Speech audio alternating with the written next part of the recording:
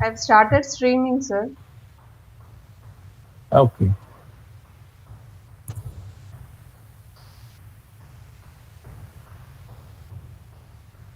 So maybe 5 more minutes. We'll wait and we'll start. Yeah, fine, fine. Some may join in the YouTube also. Yeah.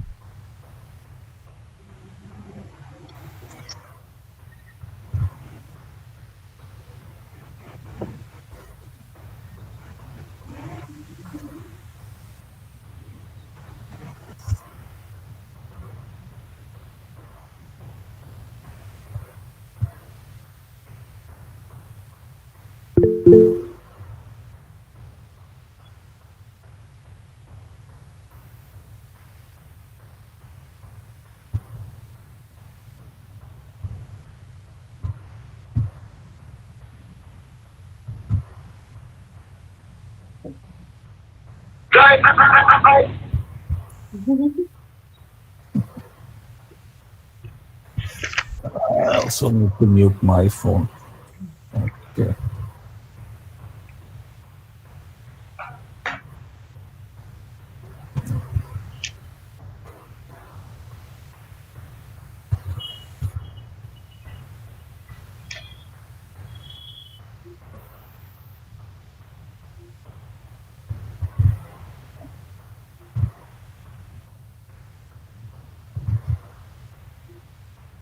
So shall we start, sir? Yes, yes. So that others will join. I'll admit Yeah. it. Okay. Yes.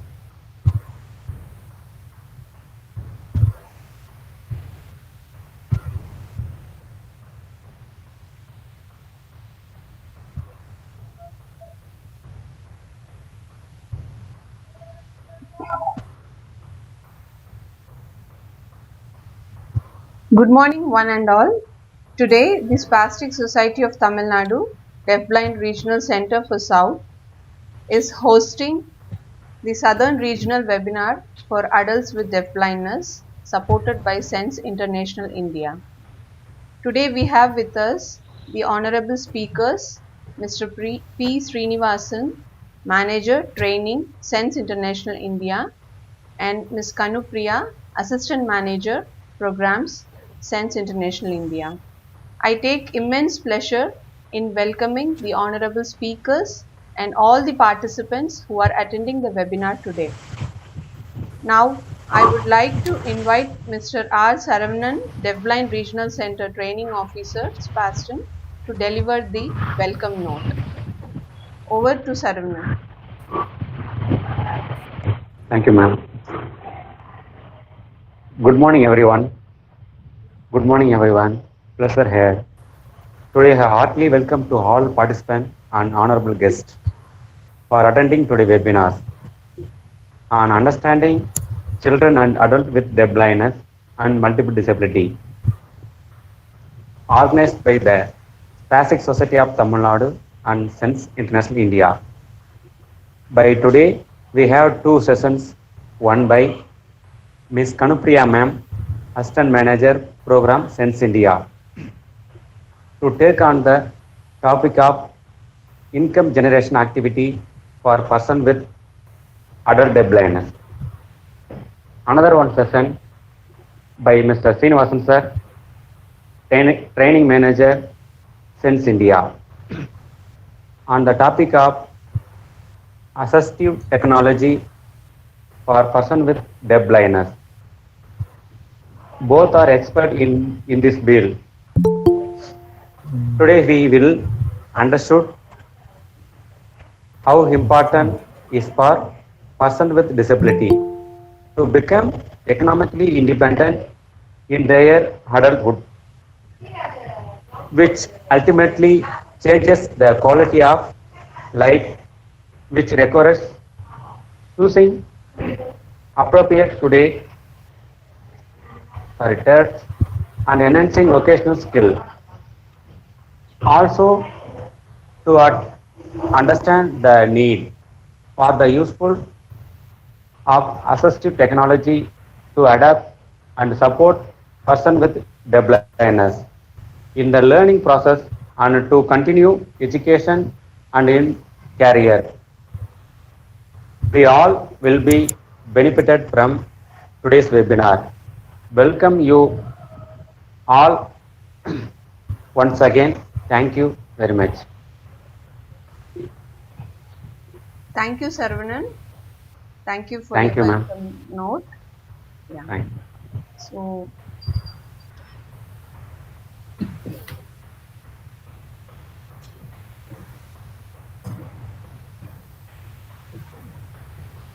now I would like to invite Ms. Kanupriya from Sense International India to present the session on income generation activities for persons with deafblindness. I would like to share a few words as an introduction to Ms. Kanupriya. Ms. Kanupriya has done her development professions with postgraduate degree in Masters of Social Work from Indore School of Social Work and has got 10 years of experience in disability sector, primarily on project evaluation and donor relations, and also on project planning and implementation. She is member of National Association of Professional Social Workers in India. Since the last 2 years, she is working with Sense International India as assistant manager programs and supports project teams in project management. I welcome Ms. Kanupriya to do the presentation for the first session. Over to Kanu. Thank you, Sanam. Thank you, Saravanan, for the lovely introduction. I think so. I don't need to reintroduce myself, and I hope the participants, they are comfortable with English, right? Yes. So, Sanam, I would like to have my presentation open. Yeah. Just a minute. Mahesh sir, So, you can please play the and the slides now.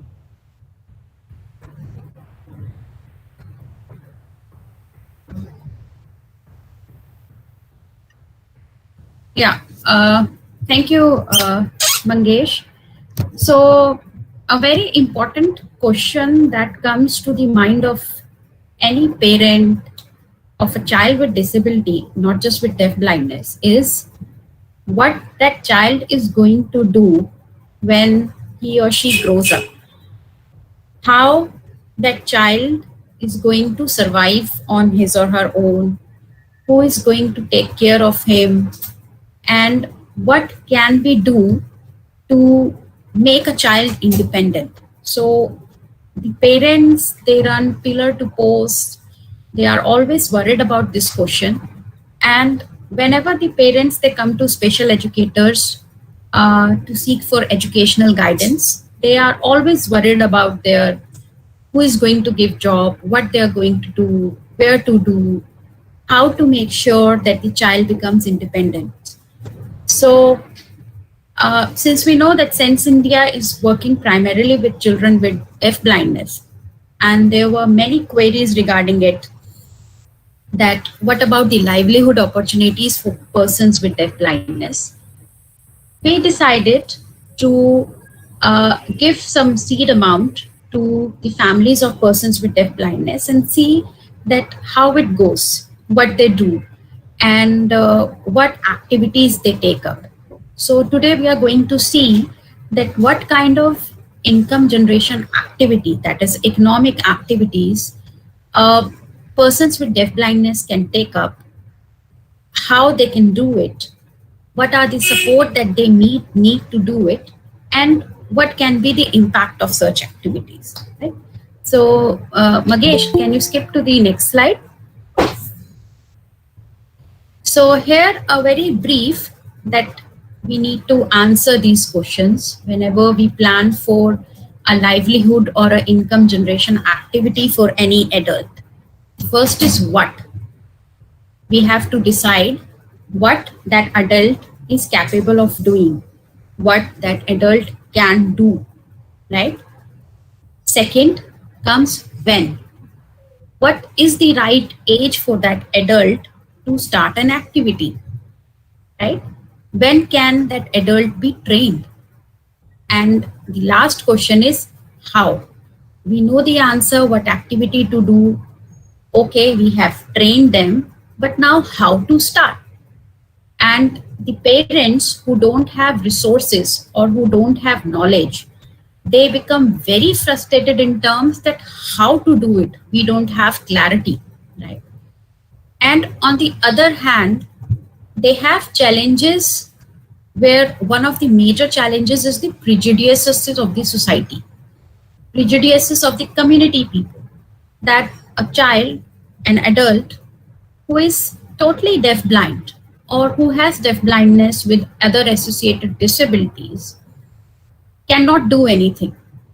Or what they are going to do, they cannot see, they cannot hear, they cannot take care of themselves, they are dependent on other, so they cannot do anything. They cannot be engaged in any constructive work. So these are the prejudices that we already have in our society. And with income generation activity, we need to break these prejudices. So in next slide, step by step, we are going to answer these questions like how, when, and what. So Magesh, can we go to the next slide?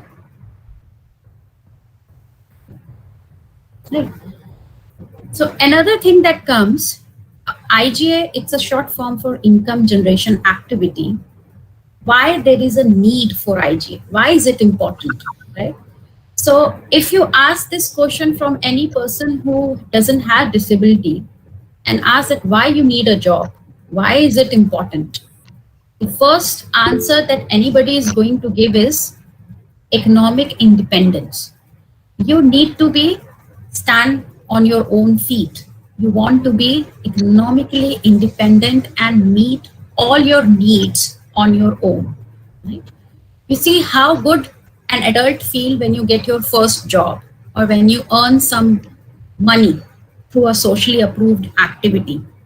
So same is the case with an adult with deafblind who would also like to be economically independent, be self-dependent, right? And is able to meet his or her needs, expenses on his own. And at the same time, is able to contribute some of the money in the family expenses, in the family income. Another important need is increased social participation. When an adult with deafblindness goes out of his house to do some economic activity or do some work or business from within his or her house, it also to some extent increases his or her interaction with the outside people. And community also sees that adults with deafblindness engaged in some constructive work. So that also improves his social participation in the community. He or she becomes visible in the community, and community member also start recognizing that he is also a part of our community. Then another thing is need for IGA, that adult with deafblindness will gain confidence in doing work, will gain confidence in presenting himself or herself, will gain confidence in coming out of the house and seeing what day-to-day routine is going on. And this confidence will help in building the self-esteem of that adult with deafblindness. I'll give you a short example maybe later on to explain this. Another need for IGA is to become independent, that I have said already, and develop a concept of my work, my business. Many parents, they think that even if you start a work, the adult will not feel that this is his or her own work.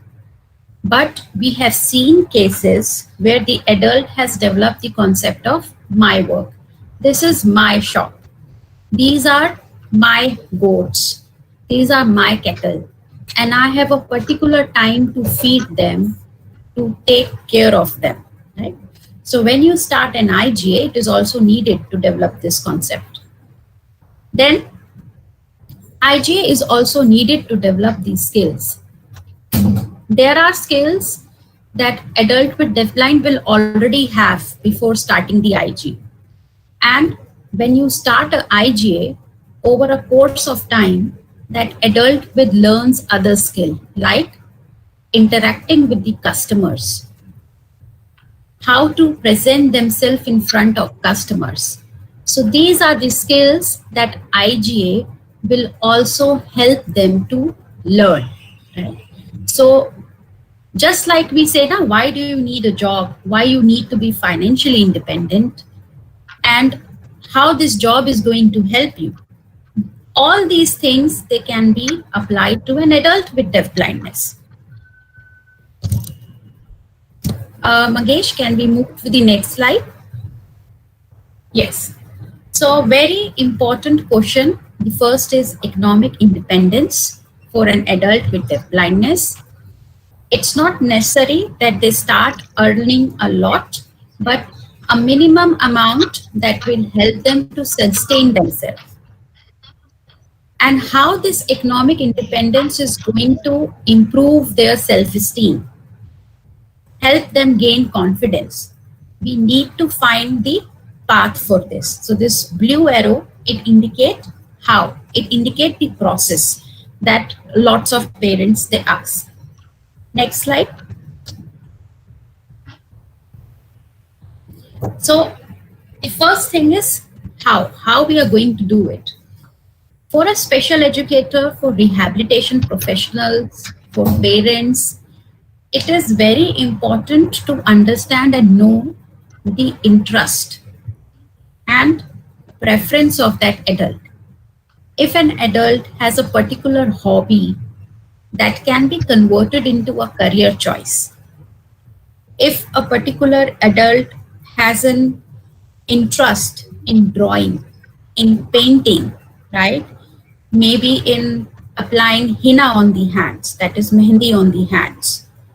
So preferably we can train that adult further in that trait and make it into a career. How nice it would be if an adult who loves gardening, right? Or maybe who loves working in the kitchen can be given an opportunity to convert the hobbies into a job.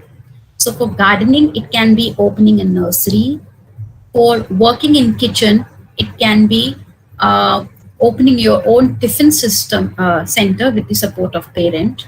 For applying a mehendi, it can be opening a beauty parlor. Right? Second comes preparing the adult for vocational training. Now, it's not necessary that vocational training need to be formal. If the parents, they don't have resources, they don't have a center nearby, or they are living in a very interior places where there is no special school where a child or an adult can be trained, that vocational training can be an informal one. And in informal, it can be learning the concept of money, learning the concept of color, right? It can be learning the concept of weight, that this is heavier, this is light, or maybe identifying items. The informal training is what parents can give within the house. And formal training is where you get a certificate for a vocational training. And you can get this formal training from institutes like ITI, Industrial Training Institutes, right? Maybe from any government organizations which give you certificate. These trainings, they can be technical and it can be a non-technical. Technical, if you are interested in making some equipments, if you see that adult is good and can do make some equipment, right? So it can be an electronic training. It can be a proper training in uh, beauty and healthcare also. And it can be a non-technical training also. So first step is finding the interest, the preference of the adult. Second is preparing the adult for vocational training, introducing them to vocational training. Then the parents or the rehabilitation professional, they list down the resources that are available with the family. Okay, when it comes to resources, it doesn't mean just the financial resources, how much money the family has, but it also means the available human resources, how many people are there in the family, which particular family member can support in running the IGA, which particular family member is good in marketing, maybe knows different places where the product can be sold, or the family has a shop which is vacant, or a family has a place which is empty within their house, right? Or a family has a community center which they can from where they can get the support, or maybe the family already has taken some loan. So whatever resources the family has, you have to list them down. And another comes the resources that will be required. For example, if an adult wants to start his own beauty parlor and that adult already has a small room with them, so that small room is the resource available. Now the other resources that will be needed will be equipment, maybe the furniture, right? Maybe different cosmetic products. So you have to make a business plan of the resources that are available with them and the resources that the family will need. Next up comes that is market analysis. Okay, the adults want to open, for example, wants to open a general shop. The family already has a shop vacant in a particular place. The market analysis would include that how many general shops are there within that locality, right? And what kind of general shops are already there. So the family, with the support of family, this market analysis, it might sound like a very technical, very difficult word to you, but market analysis, I just mean that you need to carefully plan the IGA in such a way that there is something unique and the people, they visit your adult with deafblindness for this economic activity, right? For example, in a particular locality, if there are many shops that are selling grocery items, right? Then an adult or maybe the family, they may prefer to do something different and start their shop of dairy items, which is not there in that locality. So all the locality people, they will come to that particular adult shop to buy dairy, that is milk, yogurt, cheese from that adult. So the shop will run because there is no other dairy shop in the locality, right? Now, during these COVID times, just imagine that there is an adult who has a shop of sanitizer and rest all the shops in the locality are that of grocery, fabric, they are selling dairy. But even during your COVID times, this adult with deafblindness shop is running perfectly because he is selling safety items like he is selling sanitizer, he is selling face masks, he is selling phenyl, which the women are buying a lot these days to keep their homes clean, right? So the family or the team has to do an analysis that if you are opening a particular shop or if an adult is starting a particular work, then they have to see that how feasible it is and how many shops are already there in that locality that are doing the same business, that are doing the same work. How we can make this IGA more unique as compared to the others. Now, another is, which is very important, is start IGA with support of family and community. So, if an adult with deafblindness is so independent that he can do his work on his own, it is well and good. But family and community support will be needed for starting the income generation activity and for guiding the adult with deafblindness. And family support can be at different level.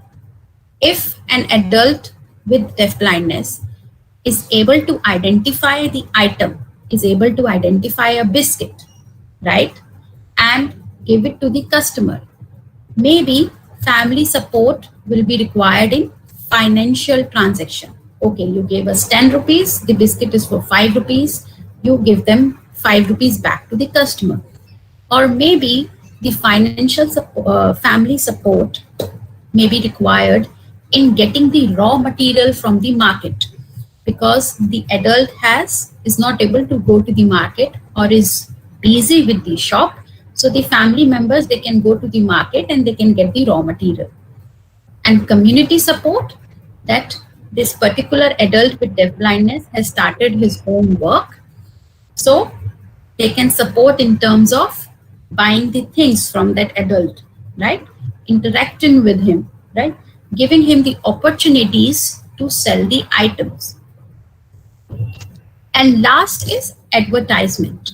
Now, advertisement is a continuous process, right? As and when the family feels that they have available resources, they can advertise the IGA, economic activity of that adult with deafblindness. Now, here by advertisement, I doesn't mean that they have to invest a lot of money and put it in radio or put it in television, but maybe having a board, a banner of IGA installed at a very important place in the community, maybe near a panchayat ghar or a very busy road where community people, they often meet. So they will see that board. Okay, this person, adult with deafblindness, has started this work. So that kind of advertisement. Now, many adults, they start their own work, but what they do is that they don't put a board outside their home.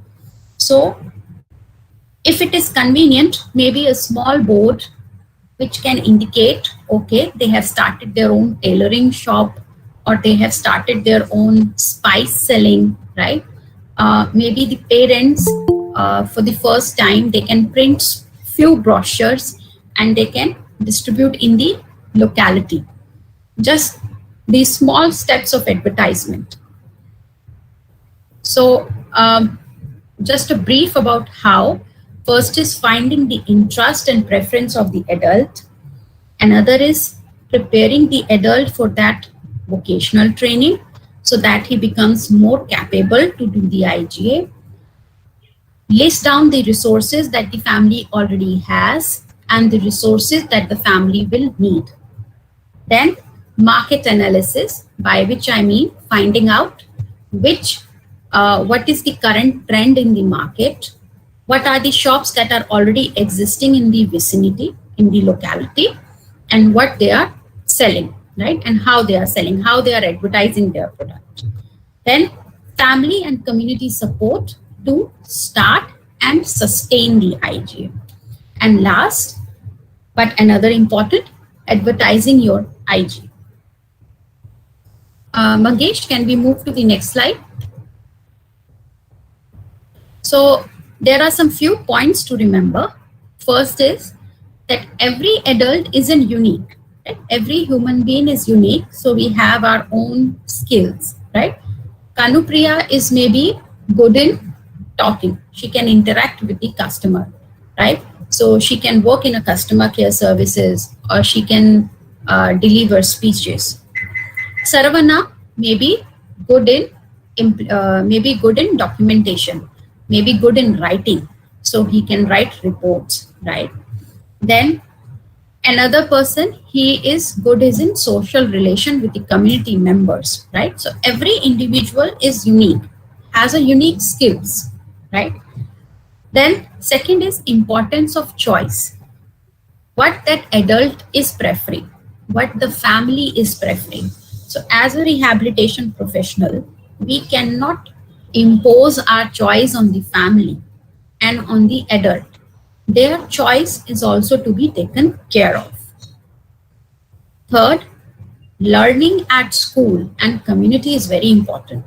So, if any particular adult has been to a school or is going to a special school or an institute, what that adult has learned in the school, in the institute, is also important, and also in the community.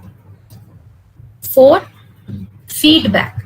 Feedback from the educators, feedback from the rehabilitation team who has worked with that particular adult. Okay, he has worked with you, or you have seen him. What is your observation? What he likes the best, right? What he is good at, right? What he needs to improve, he, she. So feedback from the friends, feedback from the community, feedback from the his or her special educators, they are also important. And five, which I have already mentioned earlier, never think that hobbies cannot be your career choice. If any adult is good in painting, if any adult is good in beauty or healthcare, if any adult is good in cookery, that can be converted into his IGA with a proper thinking. So here in these pictures, this is an adult called Kishore Sawant from Maharashtra, and he and his family, he decided to open a small grains grinding shop, and along with that he is also selling these snacks, toffees and chocolates within the community. So here it's his shops, which is in Maharashtra, and he's running his shop successfully, right? And his family members, they are also supporting him. So small needs of the community, they are fulfilled through this shop. And what is more interesting to know is that during COVID, where most of the businesses were shut, this adult with disability, he continued to open his shop, and he also added food items like potato, onions, tomato during COVID lockdown, and started selling vegetables also, so that his community members don't feel problem. So here is an adult with disability who is meeting the community needs during the lockdown with support from his family. That is Kishore Sawant from Sri Rampur district of Maharashtra. Mangesh, can we move to the next slide? Okay. Now here an interesting question. What? Okay. You have seen how you need to prepare an adult through vocational training. You need to see their choices also. You need to see the resources, what they have. Okay. Now what? Over the years, we at Sense India, we have seen our adults with deafblindness and other disability engaging in all these IGA that you can see on the screen. There are many adults who, with support of family, have opened their own general shops. They are selling snacks, they are selling biscuits, milk, they are selling lays, chips, and small household items, right? Grocery shops. Then there are adults who are doing their businesses of selling sarees, fabric, cosmetic, artificial jewelry shops. Third is beauty parlor. So in a photo, you can see she is an adult with deafblindness, Sana Manyar. She is from Maharashtra. She is deafblind, and she has she has hearing impairment with night blindness. So, and at this level, she has night blindness, so she can see, right? So she is doing this hair therapy of a customer. We supported her for the furniture and equipment, and at the same time, she got this vocational training in beauty care from a government recognized institute, and she also got a certificate for it. She completed that course. So we supported her, we linked her with the IGA, and now she's successfully running her own beauty parlor. Then there are adults who have started their own mobile eatery, snack shop, or bakery. Then there are adults who have started their own cattle rearing, and they are selling milk. They are having dairy shop with support of their parents. Then they are into pottery. They are selling eggs, right? Then photocopy and lamination shop, and along with that, they are also selling some general items. Then there is an adult who is into making umbrella, banner making, this grain grinding shop, along with selling spices, right? Then tiffin center. So if any adult whose mother was already into this, who liked cooking, so with support with mother, they have started their own tiffin center and book selling. So these are few example of the IGAs which have been started by the adults with support of their parents. Now, if you see this picture of Sana Manyar, she started her own IGA of beauty parlor. She got the training. But as you see during the lockdown period, this beauty parlor where you have a direct contact with your customer, it's very risky to operate it. So at present, she already knew stitching. So what she is doing is that she, instead of sitting idle, she has started stitching face masks, and she is selling that in her community, right? So the confidence that she got from this beauty parlor and the savings that she got from her beauty parlor, she diverted it toward buying the material for face masks, cloth face mask, and making it and selling it in the community. Mangesh, next slide.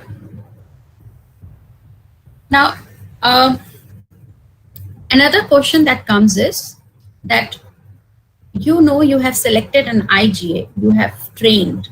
Now the thing is when to start, when to train an IGA, adult for an IGA.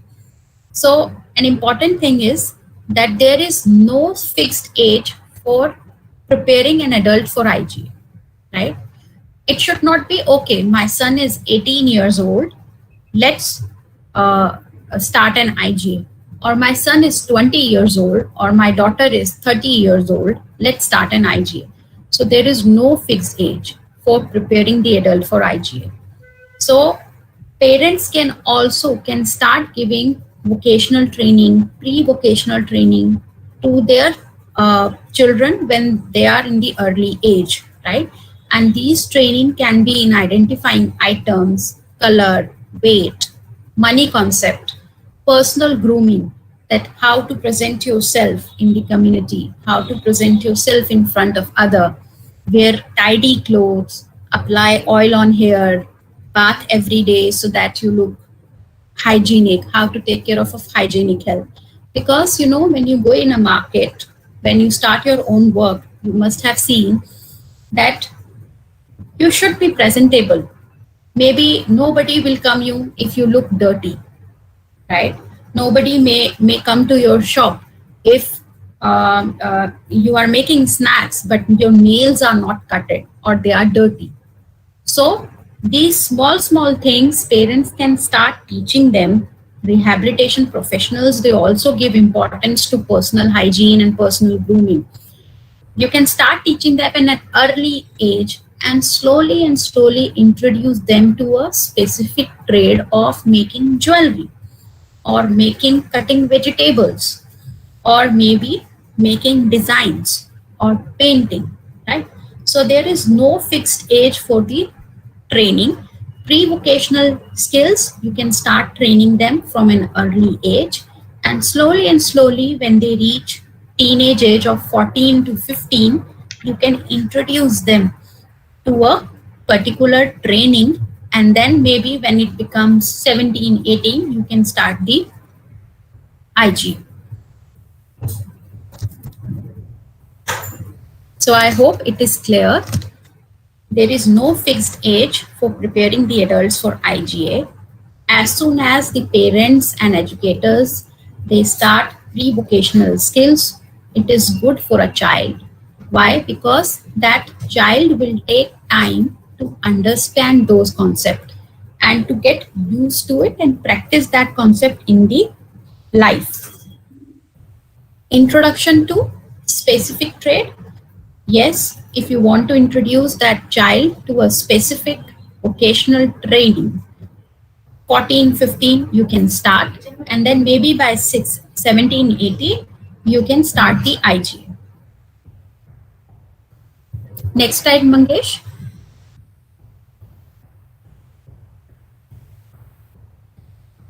Now, it's not easy. I'm saying it might be easy for me to come and present here, but when the parents and family members, they start an IGA, there are many challenges that they may have to face. Currently, the major challenge that we are seeing and facing, you can say economic, political, and medical condition. Economic, political condition can be if there are some riots, some communal violence going on in that particular state, in that area. It might affect the IGA, right? And if there are like this medical conditions, you say the pandemic is going on, so many IGAs are affected. Even other people, they cannot open their shops, they cannot go to their work, right? They cannot open their saloon, they cannot open their restaurant. So these are the challenges that may face. Then there can be man-made or there can be natural disaster. For example, in 2018, I guess, there were flood in Kerala. So to few of the IGA adults to whom we have given support for goats, for cattle rearing, they lost their cattle and livestock during that flood. So these are the, so in disaster also, it's a challenge. Then there might be financial constraint with the family. You want to start a work, but the family doesn't have that finance to start the work. Another problem that may face is product finish and marketing. So with adults with deafblindness or maybe the adults with other disability, you may find that the product may not be that finished as compared to the other products that are available in the market. Or the parents, they don't know how to sell that product, how to market the product made by the adult, right? And then there may be behavioral issues that the adult, he doesn't prefer to sit in the shop, or there is no time fixed. His or her concentration is very low, right? So these are some of the issues that I have mentioned, which I have seen. There might be other issues also. Talking about ways to overcome, first is plan for sustainability. In terms of natural disaster, yes, we cannot do much if there is flood, if there is earthquake.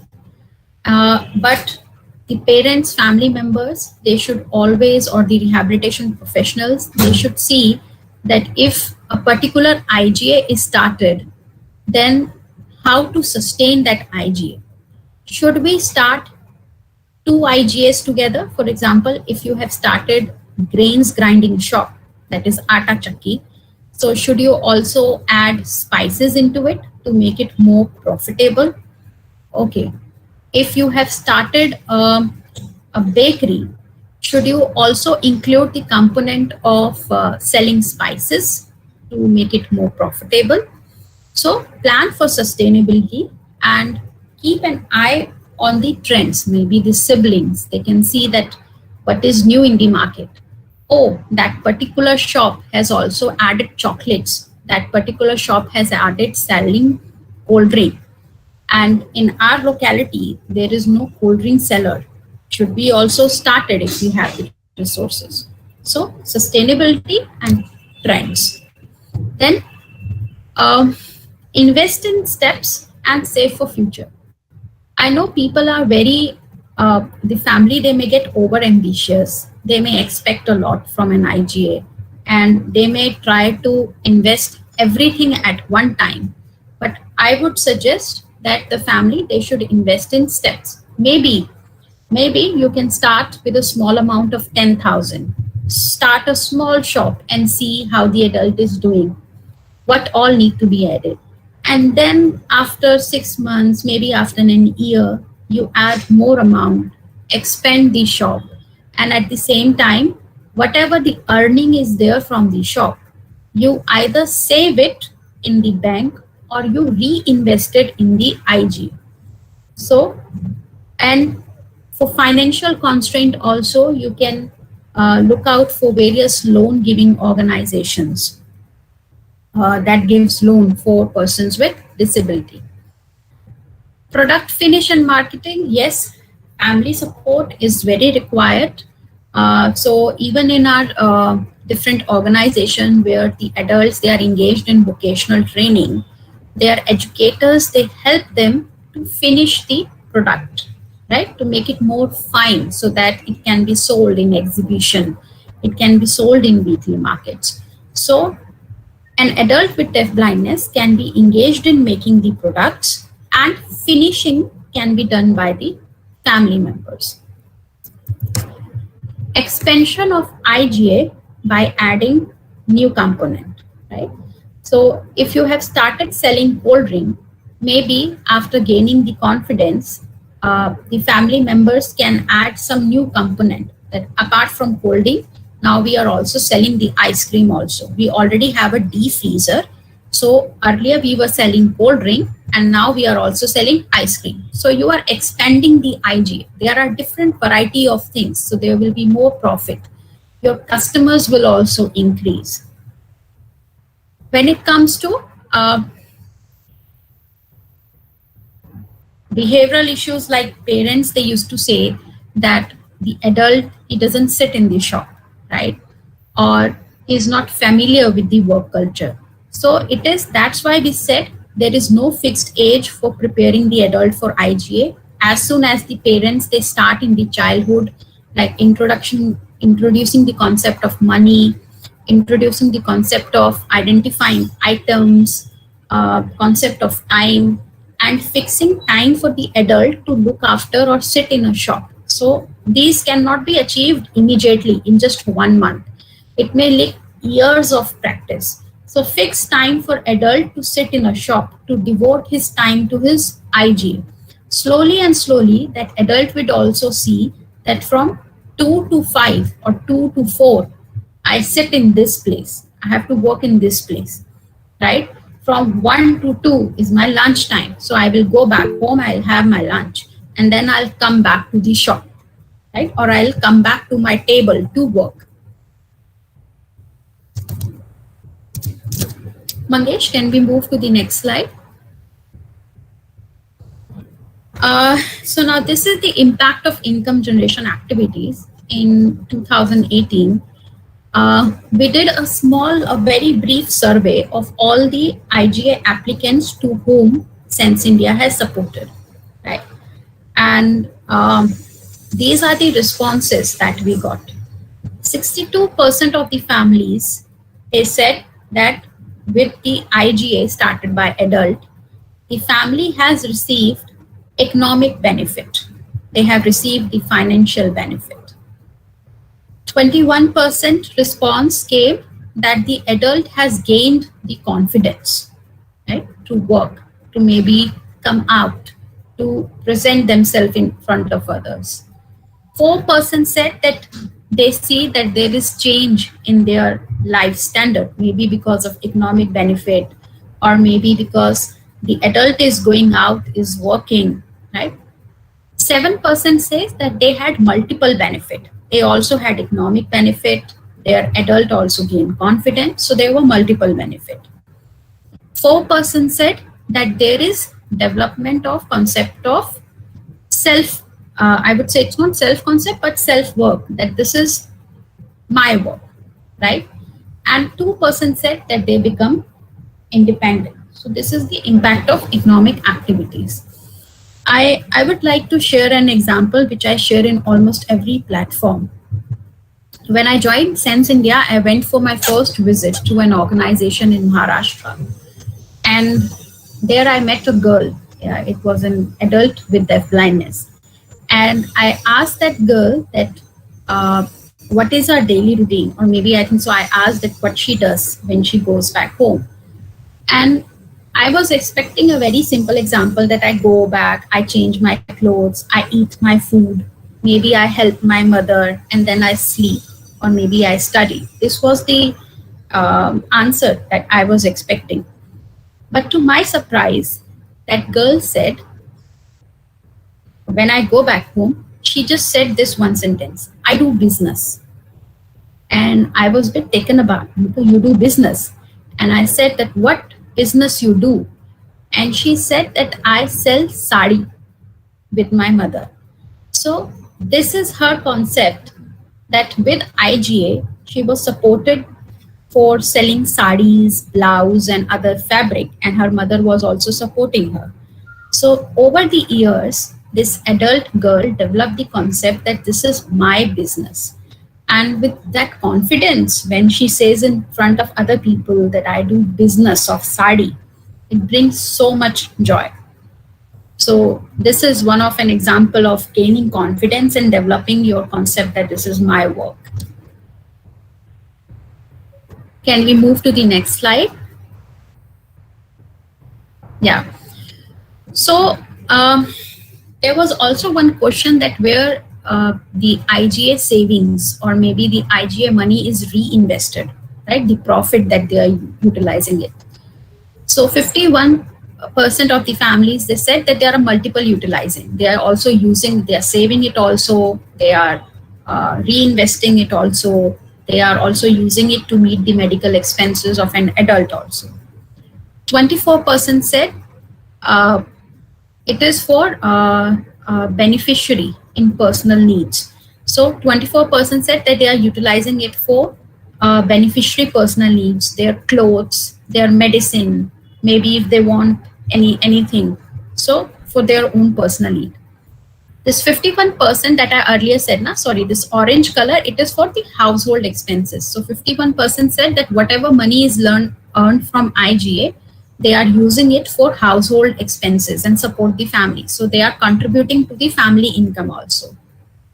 Then 17% said they deposit that IGA profit in the bank, right?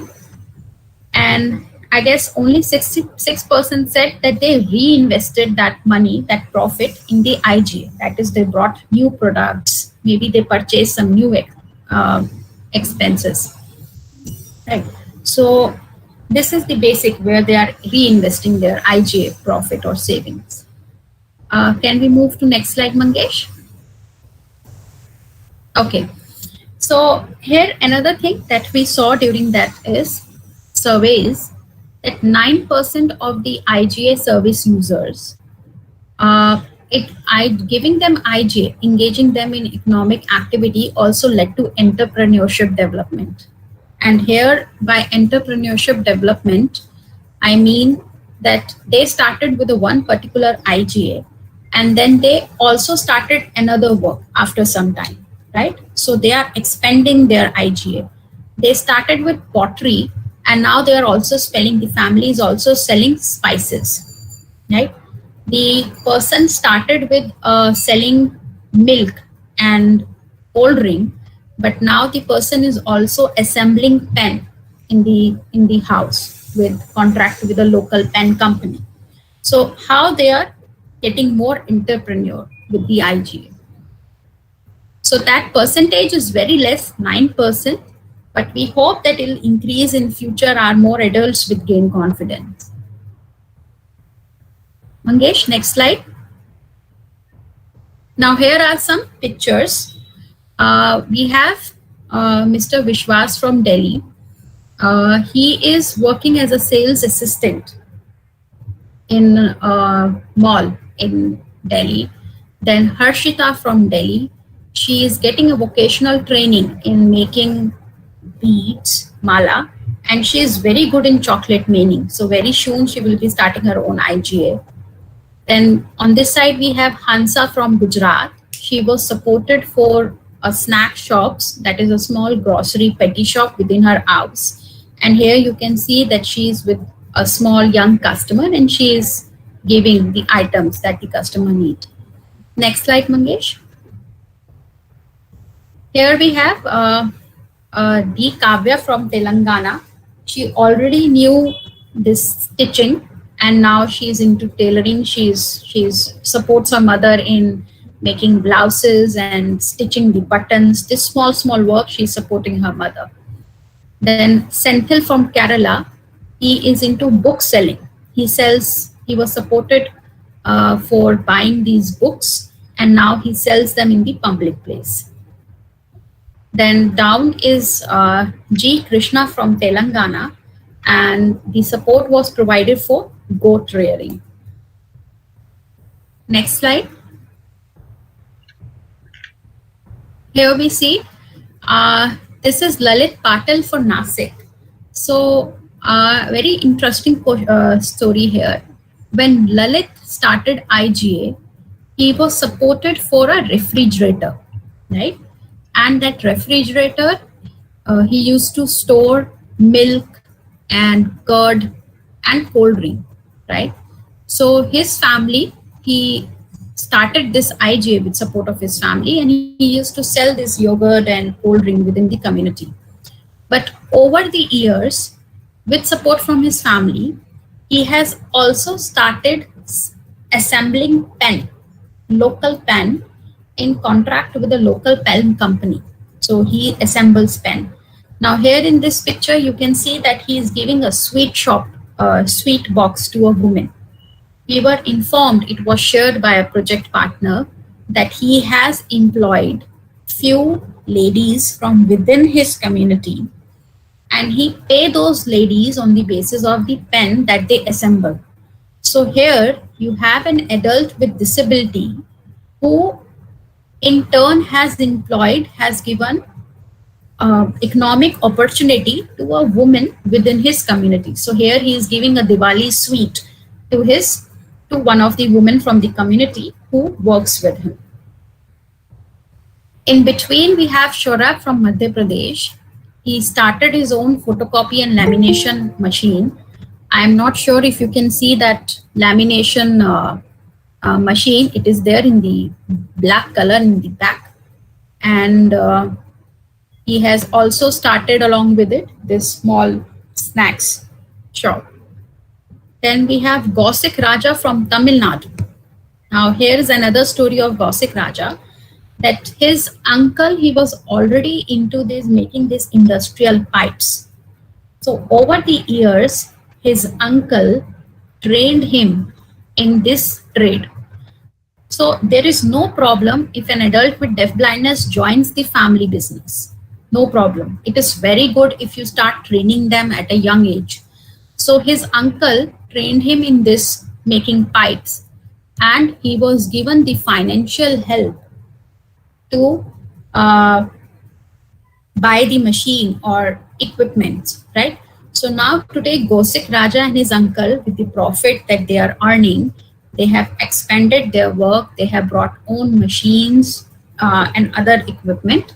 So in the photo, you can see Gosik Raja, he is making those pipes.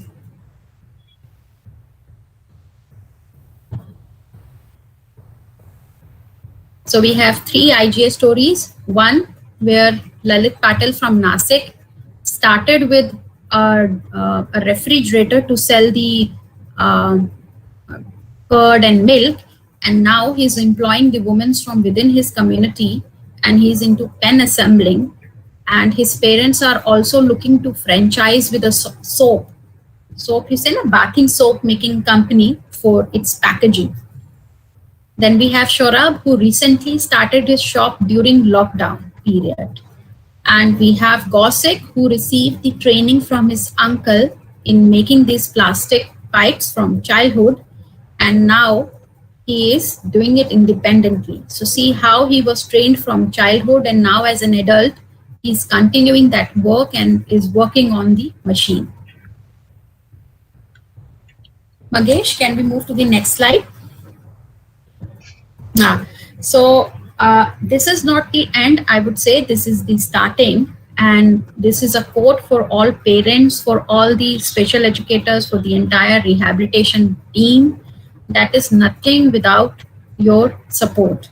So adults with deafblindness, they will need your support in some or the other component of IGA. They will need your support in training. So it's nothing without your support. Thank you.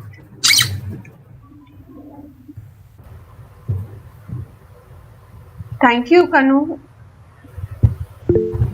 Thank you, Kanu Priya, for your excellent presentation. It was very well presented. Thank you so much. Thank you, ma'am. Thanks. Yeah. You clearly explained what, when, how, all the prejudices were very well clearly explained with photographs, with all the survey. So I think the session was very useful for all of us. And also about the importance of the pre-vocational training, how it it develops self-confidence and self-esteem in adults with deafblindness, as well as how they are able to support their family, and they become economically independent, and they support their family, and also how to sustain during this COVID, not only in this COVID period, how to plan for the sustainability of their trade or whatever they are doing. So everything was very clearly explained. We thank you once again. And at the end, we'll have the question and answers hour. So after the presentation of Srinivasan sir, the participants can ask the questions. Sure. Thank you. Now we'll continue with the second session.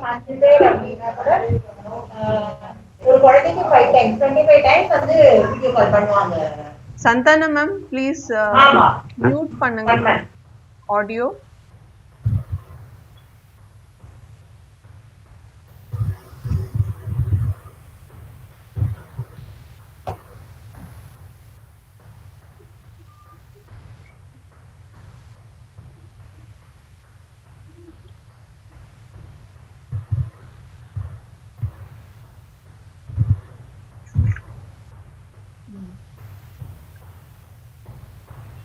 Now I would like to share a few words about Mr. Srinivasan sir, who is the manager training in Sense International India.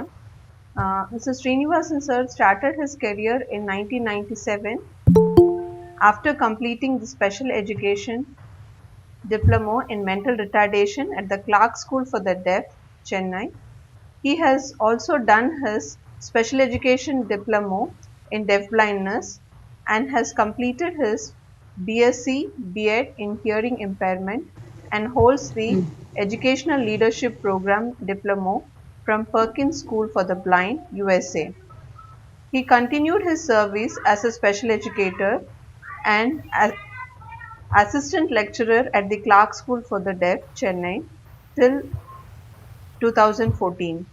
He then moved to Sense International India and at present working as manager training.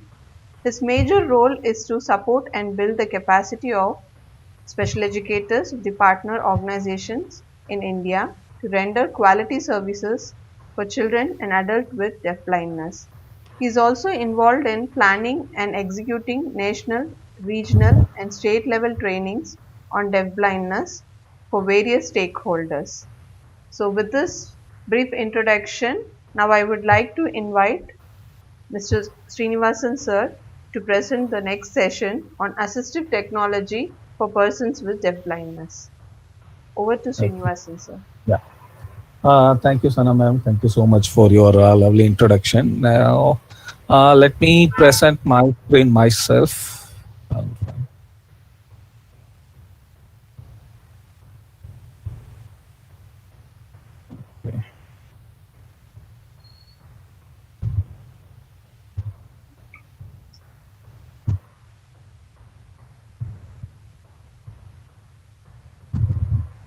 I hope the screen is visible for everyone. Yes sir. Oh. 1 second.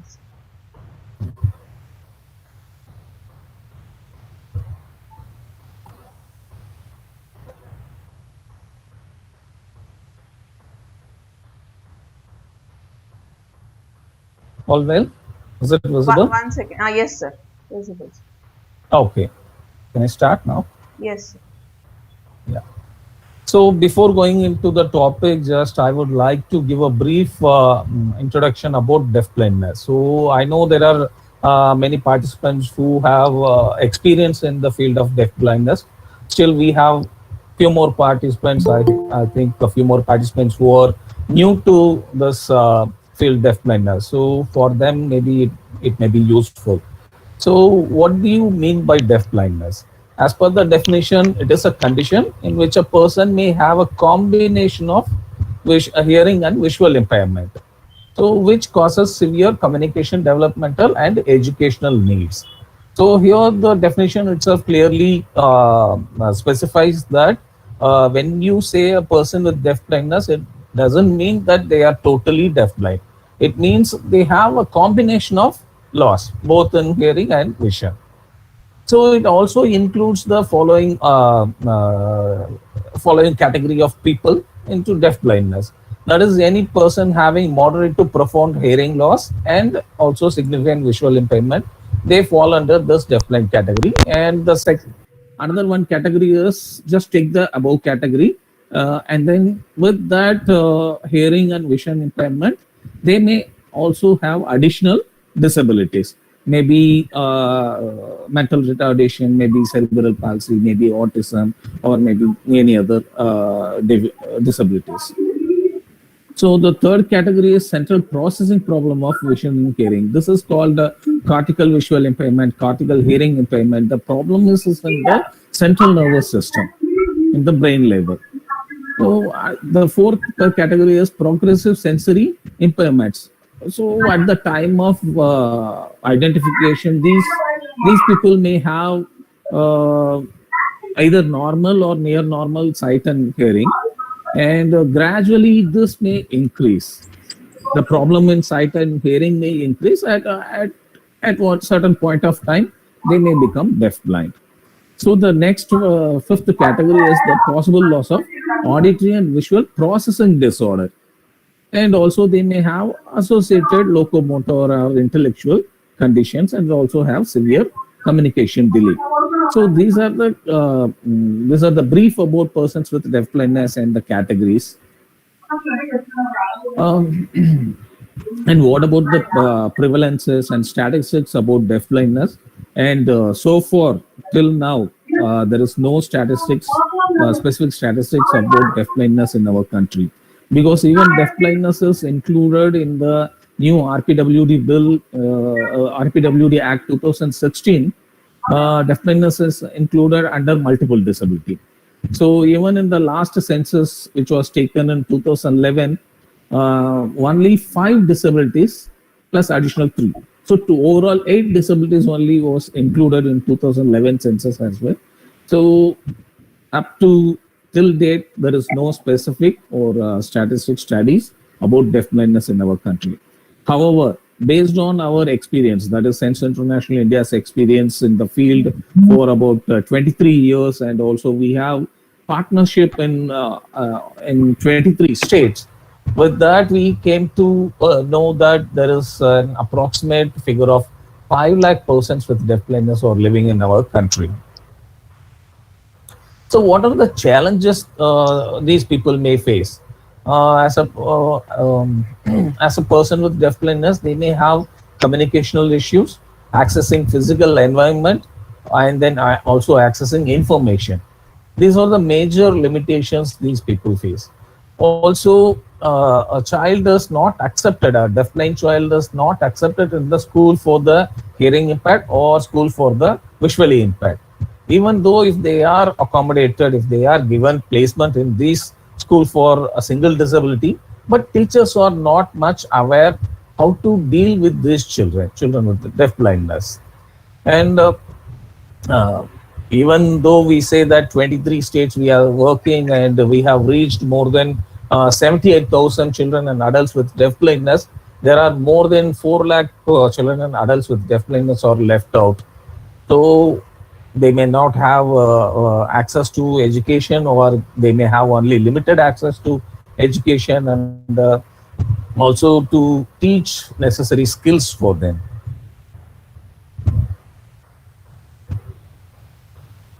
So when we say communication, when it starts, even from the beginning of the human race, communication is the basis for the interaction, whether they are verbal or non-verbal. So communication is the main basis for interaction. And needs of persons with deafblindness are totally varied, totally unique. It is not, we cannot treat these people like persons with visually impaired or persons with hearing impaired. They are totally unique. And persons with deafblindness neither communicate by talking as visually impaired or by seeing information as hearing impaired. So, what are the importance of technology? So, what the technology should do for persons with deafblindness? It should help. It should enhance communication for persons with deafblindness. Communication in terms of expressing themselves, what they want, what they feel, and also understanding what others are talking to them. So these technologies should help them for communication, access information, what is happening around them. They should be aware about that. How to access if there is a mobile, or if there is a computer, or if there is any equipment, how to access those things and get information out of those equipments. So this technology should facilitate these people. Also, it should facilitate them for education, socialization, and the overall goal of technology is to make this persons with deafblindness to be independent in life. So these are the important role of technology in the life of persons with deafblindness. So what happens? What will happen if there is a lack of communication? So the person with deafblindness, they feel isolated. When there is no one to communicate with them, and they don't know how to communicate and all, then obviously they feel isolated. Lack of independence. There is no independence in that, because always they are dependent on others, either the parents or the special educator or the interpreters, to get information, or also to get communicate with others and to become independent in their daily life. And difficulty in obtaining education. This is another biggest area which need to have more focus on for persons with deafblindness. Even though we say education now, there is inclusive education is there, but inclusive education, it needs to use the technology more. Still, we are far behind in using the technology in terms of building the capacity of deafblind person in the area of education. Inadequate employment opportunities, as you saw in our in the previous presentation, Ms. Kanupriya, she spoke about various income generation activities. But when you noticed, all these activities are all self-employment. Whereas we need to create more opportunities in the society. Just like you and me, we can go to the society and get ourselves get a job and do the work. The same way, these persons with deafblindness also need to get employment opportunities in the public sector or in the government sector or in the private sectors as well. Denial of human relationship. Even though these obstacles, these technological obstacles, are overcome in the recent past years, but still it is not quite reached to the to each and every persons with deaf blindness. It has to be it has to reach each and every individuals with deaf blindness to bridge the communication gap. So now let's come to the assistive technology, the meaning of assistive technology. So assistive technology is that means it's an any device or a software or a equipment which helps the persons with deafblindness or persons with any disabilities to overcome their challenges, to be able to use this technology in their day-to-day life, to be able to use this technology in their workplaces and complete their task successfully. So some examples of the assistive technology or text to speech. These are very, very basic. You would have heard in the persons with visual impairment using the computers or mobile phones. How do they use it? With the software which helps them for reading the text into speech. So there are so many softwares which helps them. And also the word prediction. Even you would have noticed when you are typing a message in your mobile phone, automatically the word will prediction will appear in that a text box. So these are the some of the examples of assistive technology. Many people think that when we say assistive technology, they are thinking only about the high sophisticated equipments, equipments which needs to be given more money, spend more money to buy that. Then only these are called assistive technology. That is totally wrong. Even the low tech tools like a pencil grip, making a grip to the pencil, that is also an assistive technology. And making the adapted spoons and adapted scissors, like all these equipments which enables the persons with deafblindness and other disabilities to carry out their day-to-day life successfully. And these equipments makes them more independent. So these are also called as assistive devices only. In the recent past, some of the very useful devices has come out for persons with deafblindness. These are the few names I have listed out because all these things are very sophisticated, high cost materials. We will also look about the low cost assistive devices as well.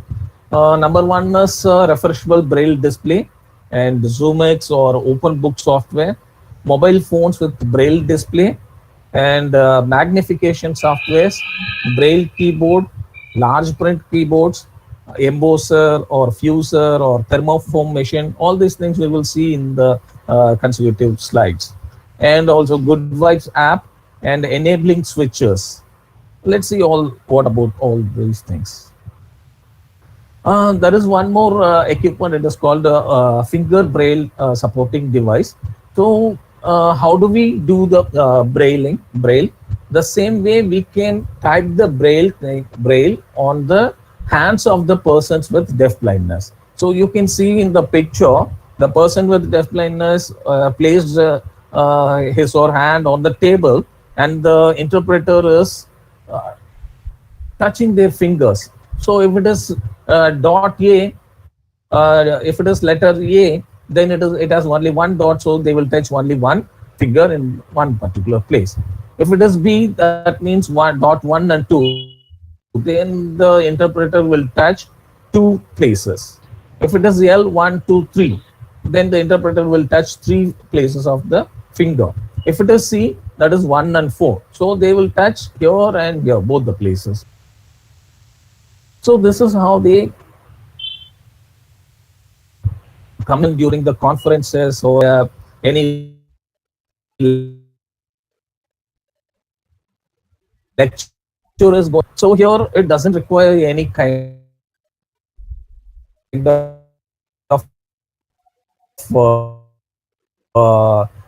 equipment, software equipments, nothing is required. Just with the manual, this one they can do it. And this is called RALP. It is the robotic alphabet. So this is also helpful in interpreting what is happening to the deafblind person. See, now when we are communicating with persons with deafblindness, we obviously use finger spelling. So this uses American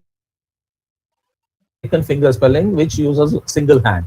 So with single hand, it gives all the alphabets. Whatever you type, if you want to type welcome, then this automatic robotic hands will do the finger spelling welcome, WELCOME. So it will one by one, letter by letter, it will change its fingers and finger spell that word. So the person, as usual, person with deafblindness, they can keep their hand over this robotic hand and feel what it is spelling. So this replaces the job of interpreters. Not exactly the job of interpreters. When the person or very tired, or when this person with deafblindness need to read a lot and all, so they can use this kind of equipment in that particular time.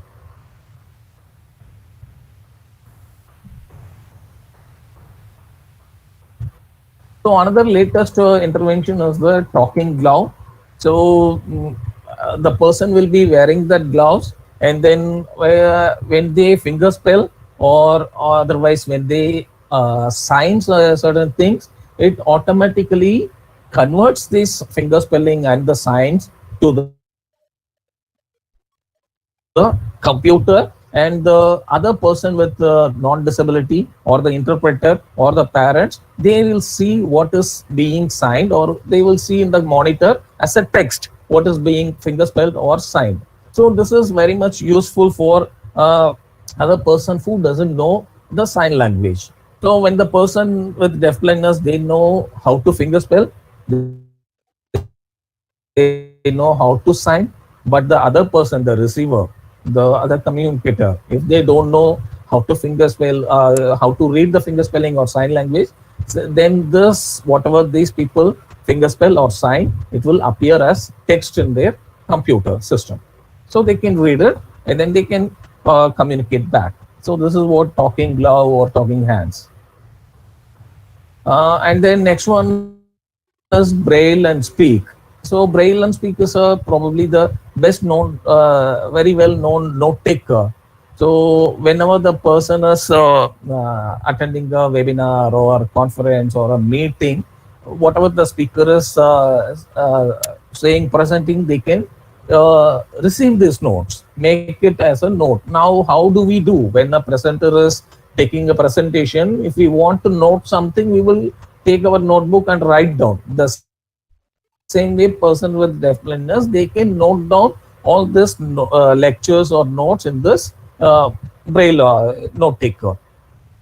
So it uses inputters, like you need to know the braille, and through the braille code we need to give all the inputs. If you don't know braille, we cannot use this equipment, and the output will be speech. Later on, they can play back this what has been feeded. They can play back and hear well. Whereas now this is called the refreshable braille display. It is braille light. It is also a portable device. Now there is some difference between the previous equipment and this one. Now here you can see the one line here. These are the braille cells. So whatever they type, they can read out here as well in the braille. So this could be like a 18 cell braille display, or we can have a much larger 40 cell braille display. Like that also equipments are available. So this is also, the person can do the note taking, and also this could be connected with their computer or the mobile phone, and this text, whatever they noted, it could be copied to the system and made it as a document. And also they can hear back. So another advantage in this equipment is, if they want to go back and see the previous paragraph or the previous line, definitely they can move back. They can go back and see what they had written. This is type and speak. So the first equipment which you saw, I said that these people, if they don't know Braille, they cannot use that equipment. So here it doesn't require to know the Braille. So because it is like a keyboard, so the person can just type it in the keyboard, whatever they want to type, they can type it, feed it, and then later on, this output will be like a speech, or this also could be connected with the system, and it could be translated into a document, and just they can some people they have a habit of making diaries, writing diaries, address book. So these kind of any other task we can use this. Also, the whatever was feeded in this equipment, it could be connected with the printer, either the regular printer or the Braille embosser, and they can take the printout. Next one is screen Braille communicator. So this is very much useful with another person with non-disability, or even the person don't know Braille. There is no issues because we cannot expect all the parents, or we cannot expect all the people in the public to know Braille. So this equipment could be used by two people. Now you can see here the person with deafblindness or visual impairment, they are sitting here, and here opposite, the opposite side, another person with non-disability, they can type whatever they want to communicate, they can type. There is a display also is there, digital display, so they can see what they are typing, and whatever they are typing, immediately everything appears here in the Braille display. There is a Braille display cells are there. So person with deafblindness, they read it, whatever this person, and they can also give back the answer by using this keys. This is Braille keys. So whatever these people, persons with deafblindness, they are answering, that will also appear in this display. So this is a screen Braille communicator. This is also very much useful when there is another person who doesn't know Braille. And then there are two models of PackMat are available. This is also like the Braille note taker. It is called the PackMat as well. Same way, they can. It is portable. They can carry. They can connect it with the mobile phones. It could be connected with their laptops. Whatever the messages they are receiving in their mobile phones, they can read it. It could be connected through Bluetooth. So even we have our adults with deafblindness who is a totally deafblind person, but he is very much independent in his life. He is having lot of friends. He communicates through WhatsApp, Facebook, or any other platforms in the social media. So how is it possible, being a person with totally deafblindness? He cannot see, nothing he can see, nothing he could hear, but he is very good in communicating with other people in the world. How is it possible? This is possible because of this particular equipment. So he connects this equipment with this mobile phone, and then whatever the messages he is receiving in the mobile phone, he could read it using this PackMat. So also this PackMat comes with the Braille display, and this one is without the Braille display. So both are available. Another one is Orcam MyEye Pro.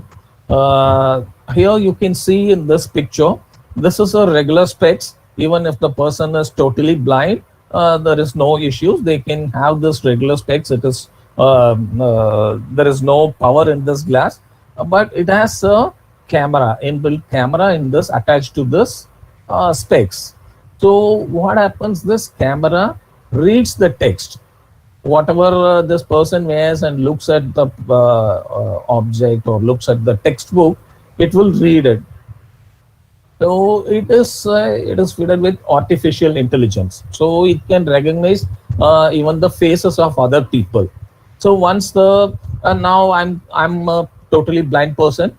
I'm communicating with the another person who is, I'm newly meeting that person, and he is introducing himself to me. So I'm looking at him, and then this will be feeded. Whatever we speak, his name, everything will be automatically feeded in this camera. And then next time when I meet this person, this artificial intelligence will automatically recognize that person's face and and it will tell his name. And then it can also identify colors and identify products. So when a person with deafblindness, when they go for shopping, imagine now when you go for shopping, you want to buy certain things. What do you want to check in that product? You may want to check the date of manufacturing. You may want to check the price of the product, or you may want to check the expiry of the product, and you may want to check the content, what is there in that product. There are so many things to check around in a product which you are going to buy. So if they are totally deafblind, or if they are visually impaired, what do they do? So when they use the specs, it reads the product. So whatever is there, label and the label, it will read and speak. So this makes the person independent in life.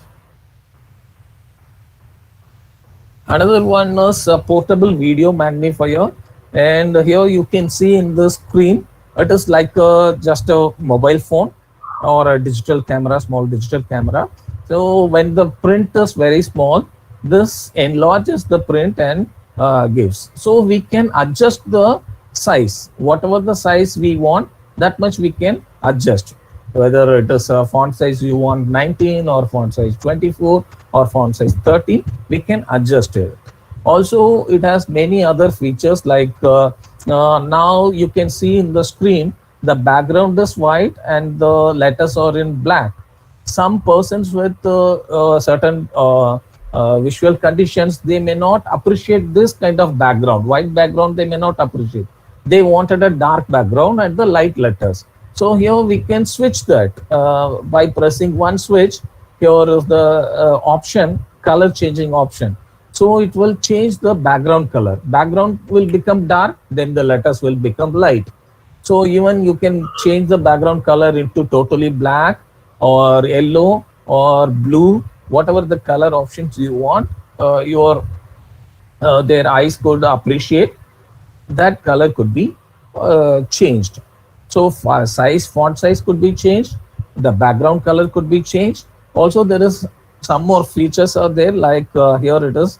We can take a picture, freeze it, and then zoom it and see the details. So just like how do we do in our regular mobile phones, we take a photograph and zoom it and check the details. The same way it could be done with this video magnifier as well. This is also portable, and it works with the battery backup for it may long last for 4 to 5 hours, and it could be recharged just like mobile phones. So these are very handy. These are not much costly as well. Even as per my knowledge, even from the Tamil Nadu government, they had given these devices for many persons with visual impairment, persons who had low vision and all, as assistive devices. These equipments were given.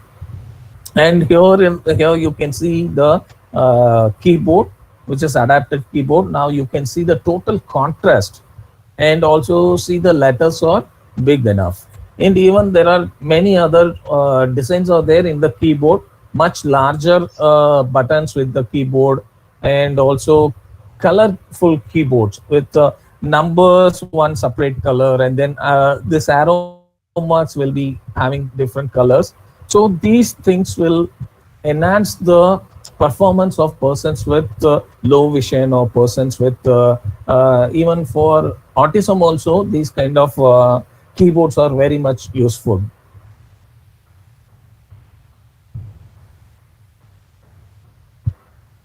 Here you can see two more equipments. One is telephone ring signalers, another one is doorbell signalers. So whenever there is a telephone rings, we may not, persons with hearing impairment may not hear that.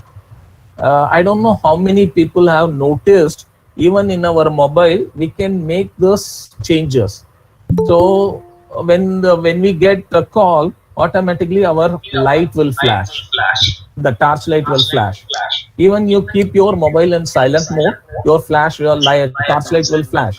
By that we can know that okay, there is a call. The same way, this when there is a telephone ring comes, this equipment will flash the light. The same way, when there is a person presses the calling bell, doorbell, this light will flash. So now even in some of the hotels where they have fitted these kind of equipments in the rooms. So this is for to enable the persons with hearing impact to know that someone is knocking the door. So when someone is ringing the bell or knocking the door, they may not aware. The person with the hearing impact may not aware. So when there is a flashing light comes, then they come to know.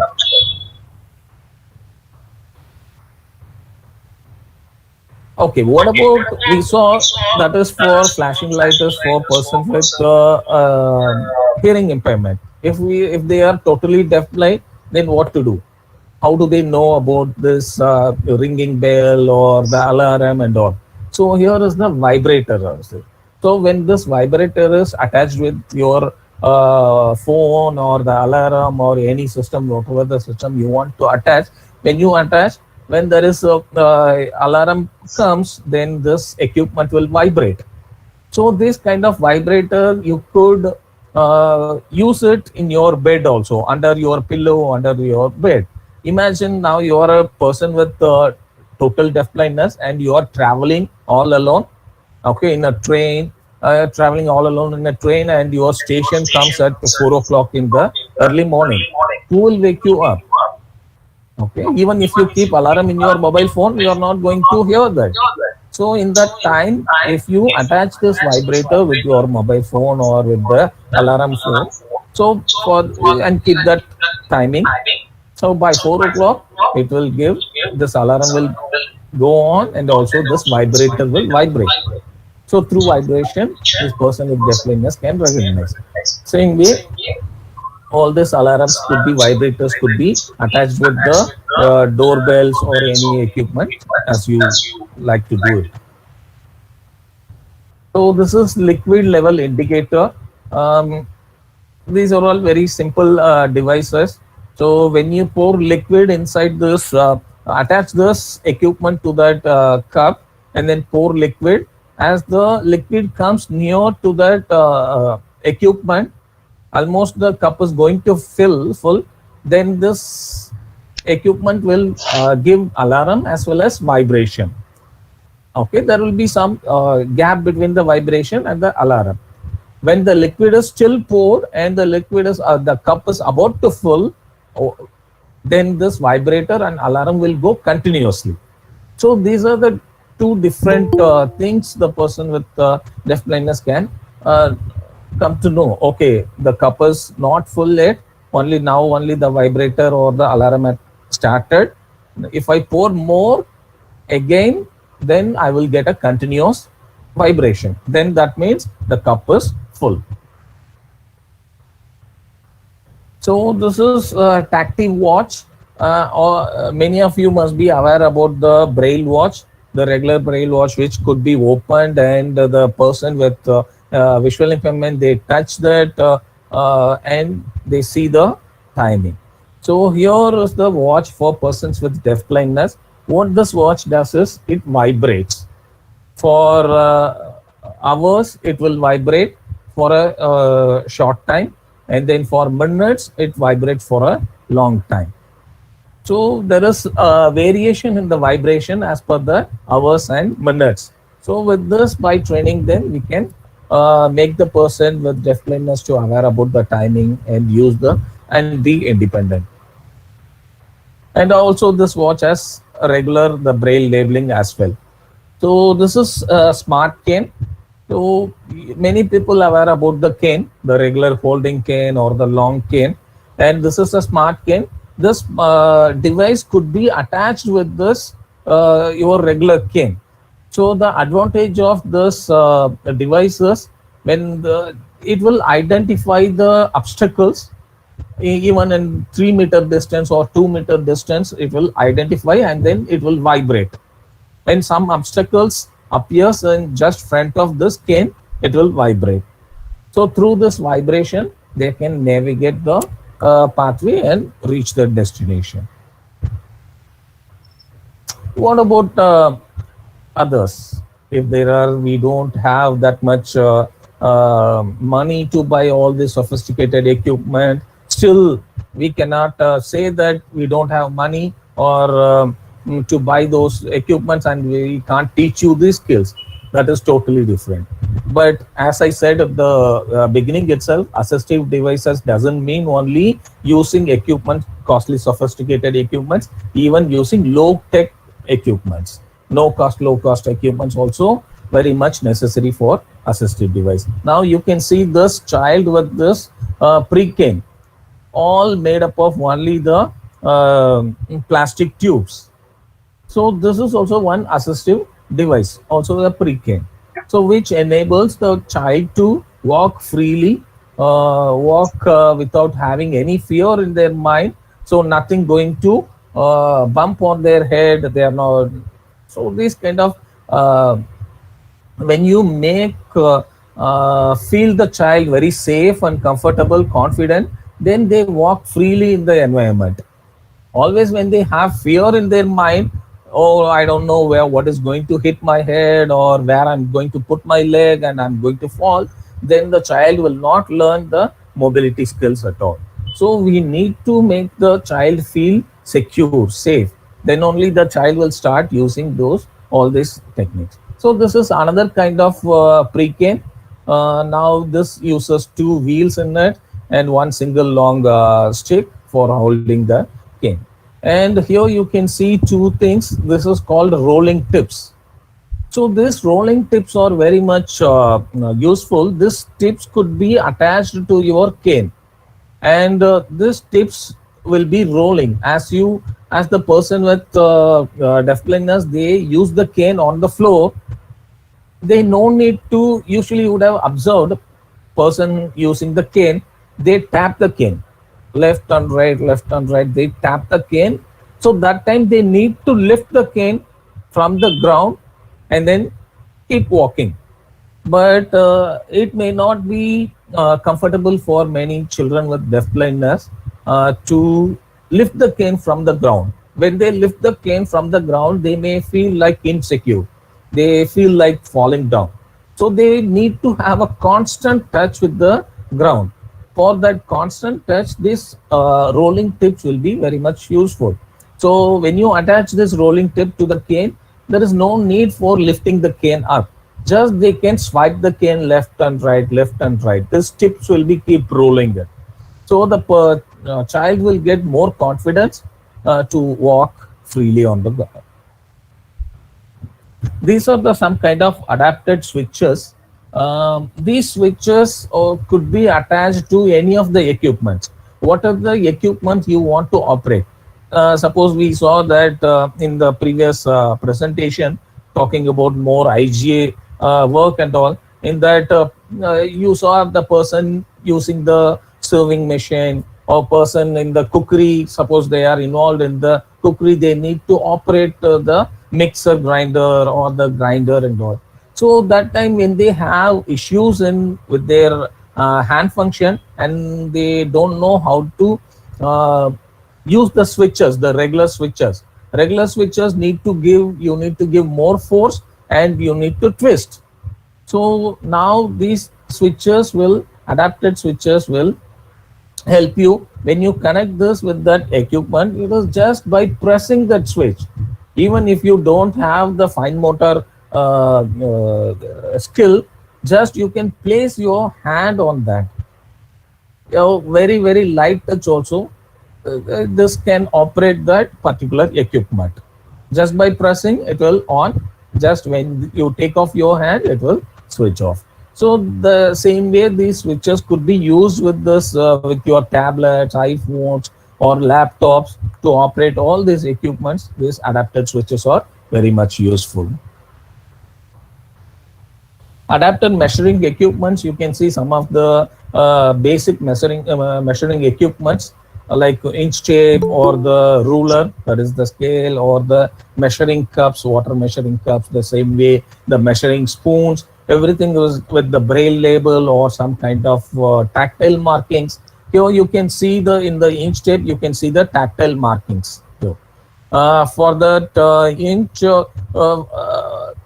full number, it is the larger eyelet, and here in the half point it is the smaller eyelet.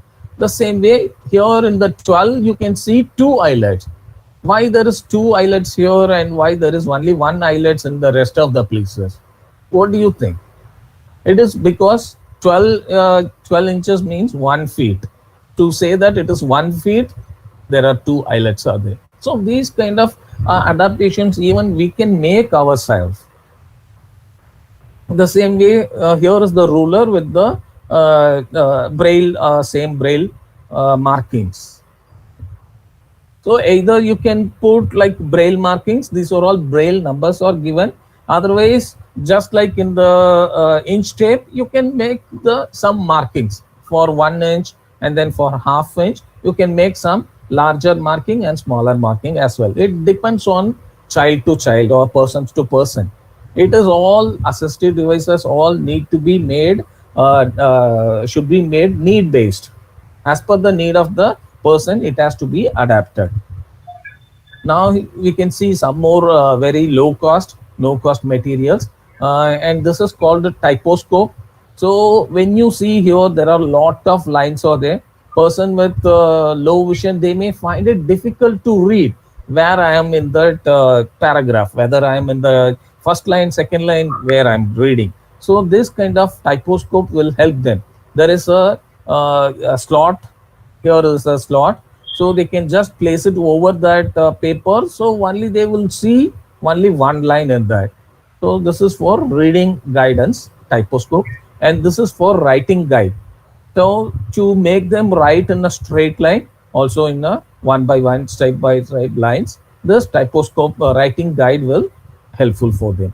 And this is called signature guide, to put their signature in the in wherever it is required, in the checkbooks or in the documents and all. So they can use this signature guide. These are all portable. They can have it in their purse and then just put their signature. And this is called notex.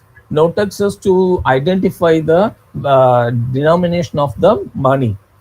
So it is also, it could be with the braille markings or even without braille markings. This is also portable. You can have it in your purse. This could be made using the very light materials like one simple aluminum plate, or with that resin. The scooter covers or seat covers are coming. Resin, in that also we can make this kind of notex to identify the denomination of the rupee notes. And this is called braille on duplicator.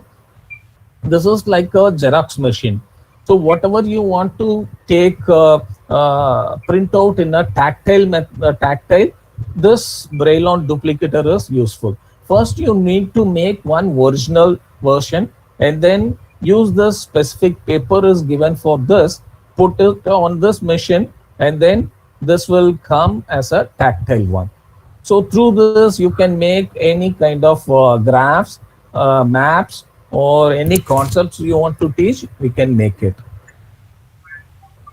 This is also another kind of same tactile graphics. It is called swell form tactile graphic. The difference is, again, it has a different paper for this. Now you can take printouts in the computer with this paper, color printouts also. And when this paper goes inside this machine, and then when it comes out, all this, wherever the print is there, it will come like the embossed one. It will come embossed. So we can tactilely feel what is there in the graphics, also what is written on that paper. So even you can draw on with your hands, or you can take printouts. So another devices we were talking about, like Samsung Good Vibes application. It is the latest technology which was invented with the collaboration of Sense International India and Samsung India, and it was invented very recently. And it uses Morse code technology, okay, where this application could be downloaded in any of your Android mobiles, and same you can search in the Play Store, Samsung Good Vibes application. It will come. You can download. So there will be two interface will be there, one for the person with deaf blindness and one for the caregiver mode. So this, when you install it, you need to select whether you want to have caregiver mode or deafblind person mode. When you download deafblind person mode, your screen will appear like this. Here you can see the totally black screen. Okay, another interfaces, the white interface, that is for the caregivers.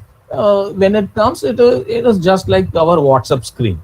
There will be a keyboard will be there. Whatever you type, you can see it. You can type just regularly. But for persons with deafblindness, there won't be no keyboards. There won't be no letters appear. Nothing. Then how do they type letters? How do they receive messages? These are the questions comes. So this Good Vibes app uses the Morse code technology, just like Braille. For Braille, all the alphabets, numbers, there is a code. The same way, this Good Vibes also uses code for this alphabet. This code is like a short tap and long press. So what there is, when you do in your screen, on your mobile screen, when you do one tap and long press, A will appear. So when you do one long press and tap 3 times, then B will appear. So also for the short tap, it will vibrate for a very short time. For long press, it will vibrate for a long time. So this is how the person with deafblindness are able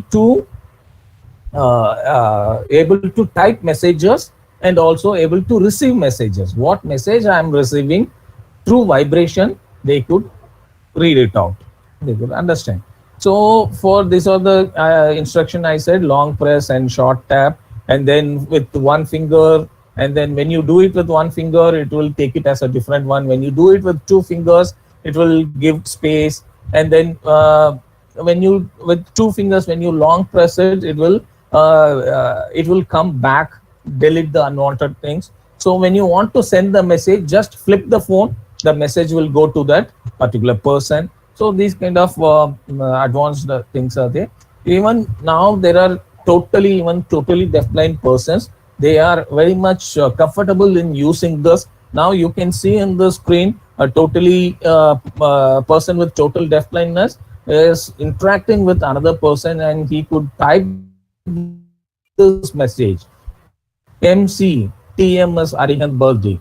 So MC is the person of this person's name. Short forms, if you teach them the language, they can do the short forms and communicate very well. This means Mercy, tomorrow is Arihant's birthday. He typed everything on by him. So whatever it comes, MC, here you can see the code for this. So whatever he types, and then if you want to send it, just flip it. This message will go to that particular person. So the same way, whatever the person sends back the message, it will appear here, and also it will vibrate letter by letter. Okay. So this is the latest technology in our field. So after this Good Vibes technology, there was a thought from one of our adult with deafblindness, Ms. Shruti Lata Singh. She said, short communication is better than no communication.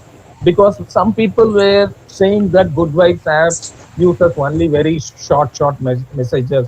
We are not able to send a long message and all. Then she felt this, a person with deafblindness herself, she felt this, at least we could communicate with the external world with some sort of messages. So she said that short communication is better than no communication. So we need to respect them. So we need to think from the perspectives of persons with deafblindness. Any equipment, any technology you invent or you come across, think from their shoes. Then only we will understand how effective it is. Otherwise, simply we will be comparing with the other existing technology, and we will simply say that no, this is not good at all. This has some other issue. Another advantage with the Good Vibes app is it doesn't require any other additional uh, equipment need to be attached. I think someone needs to mute their mic. Someone has unmuted themselves. It is very noisy. I don't know who is that. Can you please mute yourself? Let me check, sir. Once. Yeah. Yes, Chitra Uday. So this Good Vibes app doesn't need any equipment need to be attached. So just install the app and use it. So that's it. This is the very basic I have taught about the assistive devices, because all the areas, whatever the area you take, whether it is an IAP, communication, or vocational, or IGA, it is a big ocean. The same way, assistive devices is also big ocean. There are so many equipments are there. Still, we need to come across. So in this short time, I thought I could not give all those equipments. At least I thought I could give whatever the necessary basic equipments I could introduce to you. Only those things I have introduced. Thank you so much for giving this opportunity. I hope the presentation will be useful for many people. Thank you so much. Thank you so much, sir. It was a wonderful presentation, and we learned many new things today. We have not even heard about these softwares and all these. There are a lot of things for person with disabilities. So thank you for your wonderful presentation. One second, Ms. Chitra Uday, you are presenting the screen. Kindly stop presenting the screen.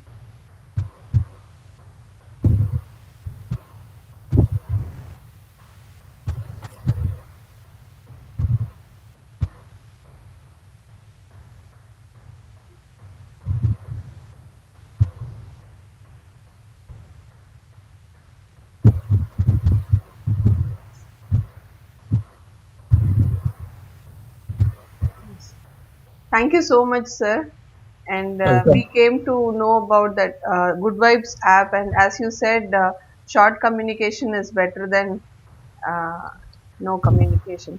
So people, even with people with disabilities, can communicate with the outer world, and nothing can stop them learning. So all Yeah. these assistive devices will definitely support people, not only people with deaf blindness. So people with disabilities have some way or the other, they have technology to be incorporated in their lives to support and to be a part of this world, so that they can become not only become economically independent, as well as in their ADLs, in their activities of daily living, nothing can be stopped. So thank you so much, sir. Now we have the participants here, so you can ask the questions. Srinivasan sir and Kanupriya both are available, so whatever questions, you are open to it. You can unmute your audio and ask, as well as you can put it in the chat box.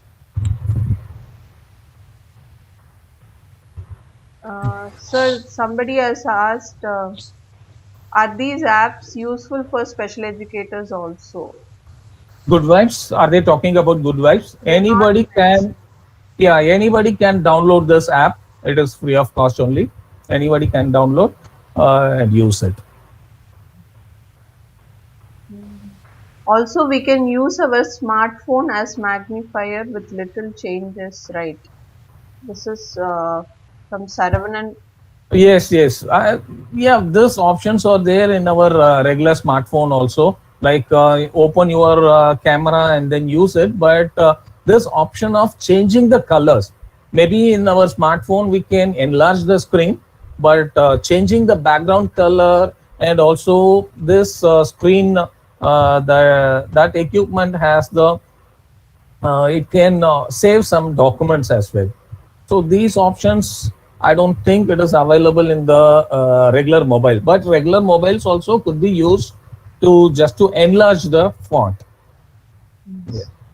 And Kanupe, you have a question like any vocational activities for deafblindness in Andhra Pradesh?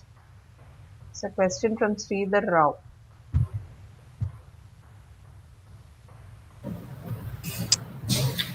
Yes, we have a partner. We have UMA Educational Society in Kakinada. They are providing this vocational education.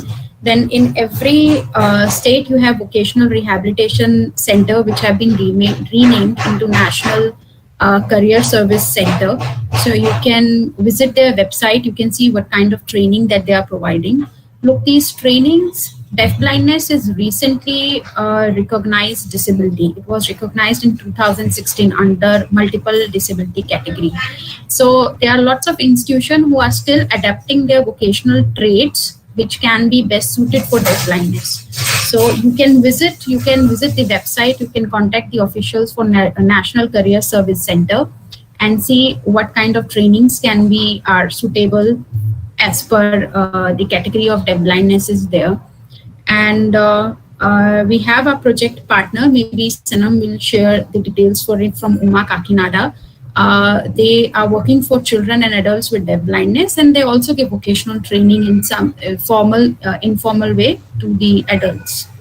Madam, can I ask one question, madam? Yes. Madam, I posed the question. Sridhar Rao from Andhra Pradesh.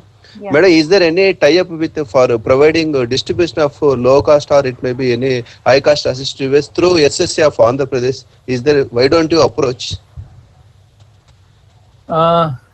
Can I answer this question? Yes, sir. Yes, sir. Please. Yeah. See, now through SSA, nobody can provide any equipments because even the SSA, only the equipments could be given only through Alimco. only. Yes. So nobody else can do anything. But through Sense India, we do such kind of help for persons, only for persons with deafblindness. That is also who are enrolled with our partner programs. So for these people, if it is necessary, after doing proper assessment and everything, if it is necessary, definitely we will provide required assistive devices. This is my suggestion, sir. Please don't think otherwise. Because we are lag behind.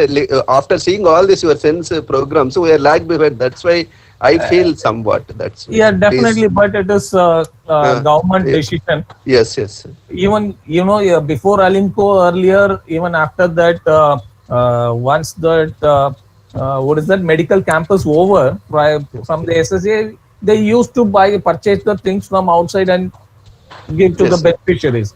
But that was stopped by the government. It is a government guidelines, rules and regulations. We cannot break that. Yeah. Thank you, sir. Thank you. Welcome. So one more question from Chitra Uday. The adaptive devices are very useful. Can we use it for children with cerebral palsy? Definitely. See, that is what assistive devices are need to be used as per the need of the child. Yes. So we can make adaptations there. Even we can make our own, whatever we want, we can do it. Yes. Any other questions?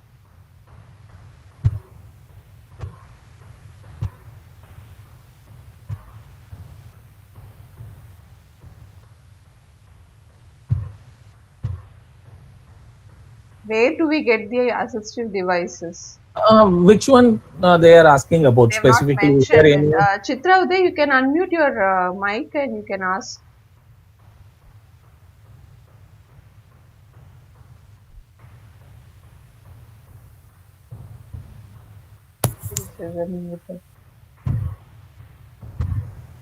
See, nowadays we can buy all this, some of the assistive devices through online itself. Even Amazon also selling some of the assistive devices, and there are some agencies, organizations are there which specifically sells these kind of equipments. So you can, when you search online, you will get it definitely with all the details, phone number and address, everything. There is another question for Kanupriya. Is there any idea to start approaching jobs from other places? Like I'm asking to. Yeah, there are two ways, Sarvanan. The first is that before going for a job, it is very necessary to build the skills and capacity of our own adult with deafblindness. Because, look, if you even go for an interview, the interviewer or the organization will ask for what skills you have, what job you can do. So it depends upon the category of deafblindness, the capability and capacity of an adult, what she or she is comfortable with, what is the level of skill. So first is their training, building their skills. And yes, there are various disability-based organizations which organize job fair with collaboration with the corporates, with collaboration with malls, maybe with collaboration with Flipkart and Amazon. So you'll have to look out in your area, maybe in your state, what are the jobs fair that's been organized, and there are definitely going to be some organizations, some government organization, even National Career Service Center, they go for job placement of their own student also. So you'll have to keep an eye on it. There are lots of newspaper advertisement regarding job fair for disabled also. So that those places you can approach.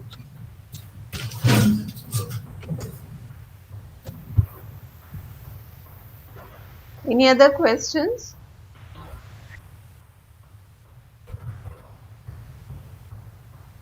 Mr. Saravanan, you can unmute your audio and ask. You have written, you have given some comment in the comment box, but I'm not so clear about it. Thank you. Actually, Yeah. thank you. Actually, in my experience, I'm a former special educator for deafblindness. I have 5 years work experience in a sense in international India. Because some deafblindness expecting to do self-employment. Someone don't want to do self-employment works. They are expecting employment opportunities in public sectors, because we can't force to employment, self-employment. We should respect their interest. No? That's why I asked. Yeah, you have a valid point, Sarna. We cannot impose our own decision that they have to go for IGA. For example, I showed you an example of Vishal from New Delhi. That is basically a case of a self-employment where he went for an interview with support from our project partner NAB Delhi, and he got the job as a sales assistant in the mall, right, in the shop cloth. So, but they also judged him on the basis of his capability. Okay, he will be suitable for this with the remaining vision and hearing capacity he has. He will be good as a sales assistant in taking care of the clothes and other things. So yes, we do promote self-employment, and we also have look, many of our partners, they are working for other disabilities also. So if they are organizing job fairs, we do request them that they can also include our adults with deafblindness whom they think can be eligible, can cope up with the work culture, and can be trained. So they can be included for that open employment. Yeah. Thank you, ma'am. Actually, I'm working in a Youth for Jobs Foundation. We are also try to help get jobs for persons with disabilities in public sectors, in different sectors. So since international India also can take initiative to arrange jobs for the persons with deafblindness. And also I'm very happy to share one information with you all. Before lockdown, one adult deafblindness from Chennai, like George Cooper, he came and took training at Youth for Jobs Foundation. We are also trying to hire him for training department in Youth for Jobs. Thank you, Saravanan. That's a great initiative, Saravanan. Maybe you can contact Spaston also. You will find more adults. They will have more adults with deafblindness whom they think can adapt to the work culture, can be trained further. So it would be very good if you can support us, and you can support Spaston also in getting these job fairs and referring our candidates there. Okay, thank you so much. Thank you. Actually, Santana Lakshmi ma'am contacted Saravanan, I think, for George Cooper for some training. Yes. And you can see, participants, you can see in the chat box, Srinivasan sir has mentioned few websites. So for reference, for assistive technology. So it's mentioned in the chat box. You can take a note of it and you can go into the websites for further information. Okay. So no other questions.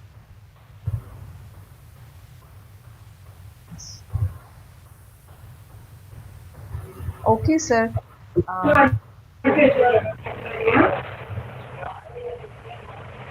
Now I request Santan Lakshmi ma'am to give the vote of thanks. Good afternoon, one and all. Sanam, are you audible? Yes, ma'am, we can hear. Hello. Yes. Thank you very much for this opportunity, Sanam.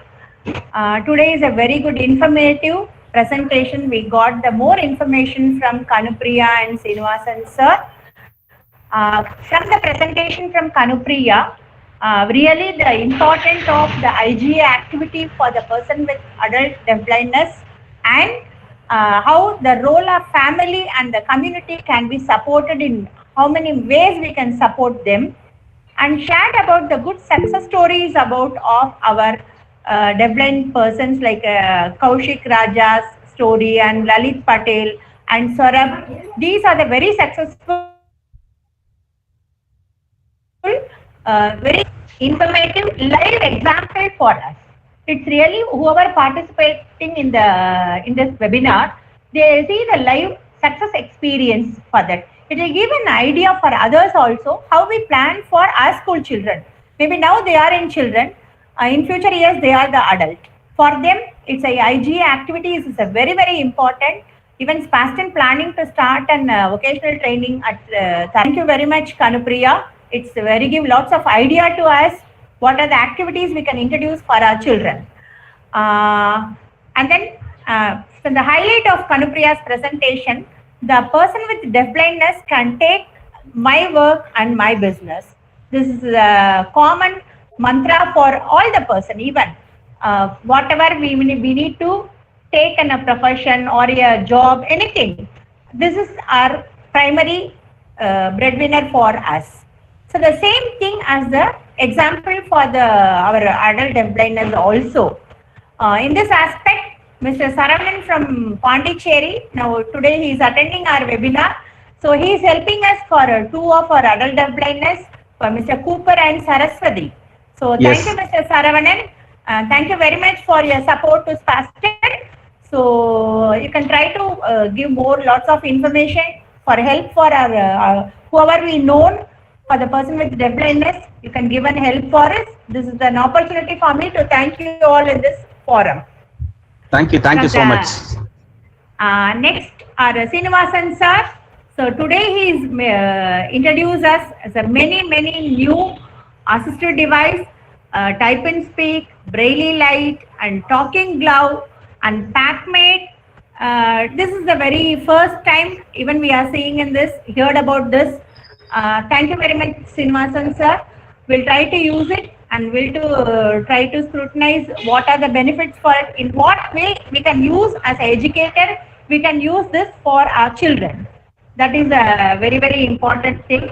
And then how effectively the people with deafblindness using the mobile phone. That's a new invention from the Samsung and the Sensor International India.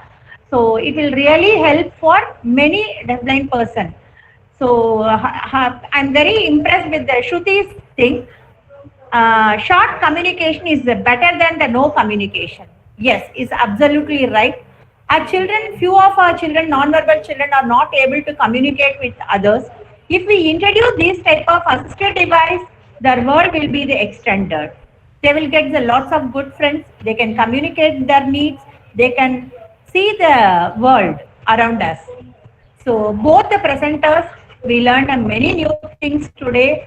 My heartful thanks to Srinivasan sir and Kanupriya.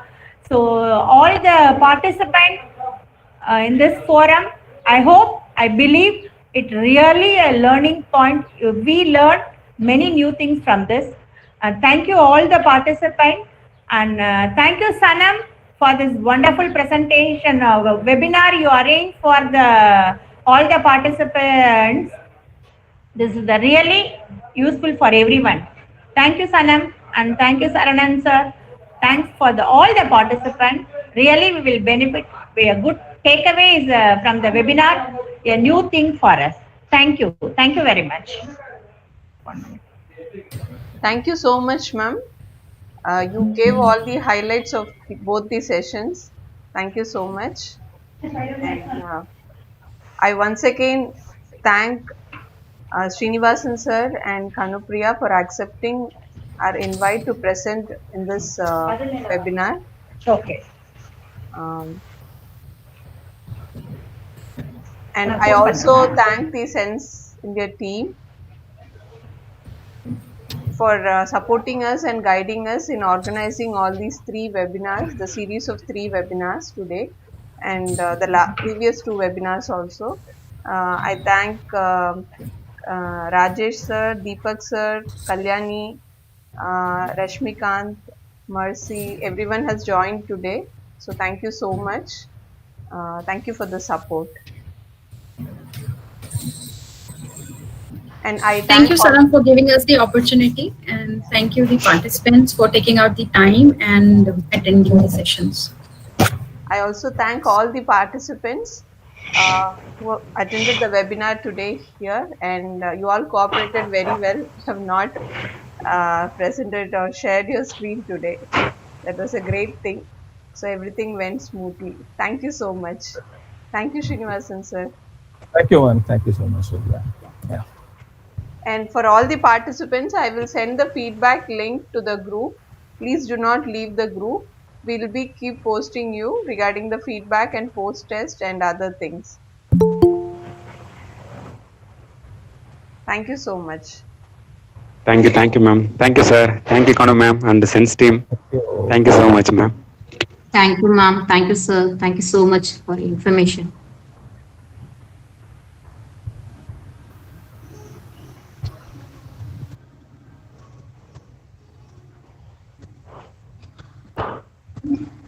Thank you, ma'am. Thank you so much for everyone, ma'am. Very informative session. Thank you. Thank you, Santan Lakshmi, ma'am. Okay. Thank you, ma'am. Durga Prasad. Thank you so much. Yeah. Okay. Thank you, madam. I am leaving the. Okay. Thank you. Bye. Okay. Thank you, madam. Bye. Hello. Sir. Okay.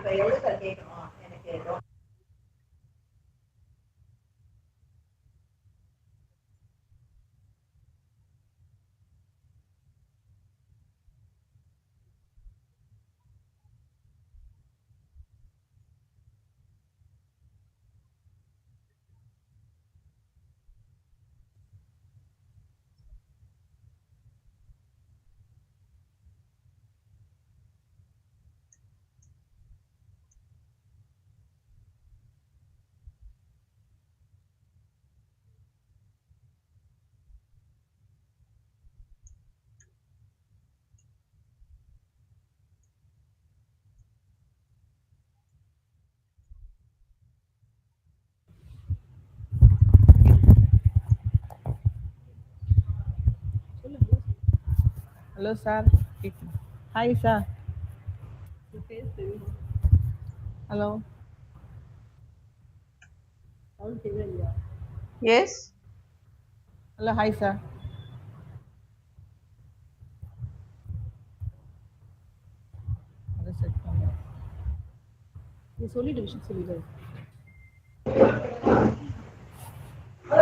Participants can leave. I have posted the link in the group for feedback. Kindly fill and submit the feedback forms. Thank you. Okay, thank you. Feedback from Thank you, Saravanan. Thank you, ma'am. Yeah, thank you. Bye. Bye, ma'am.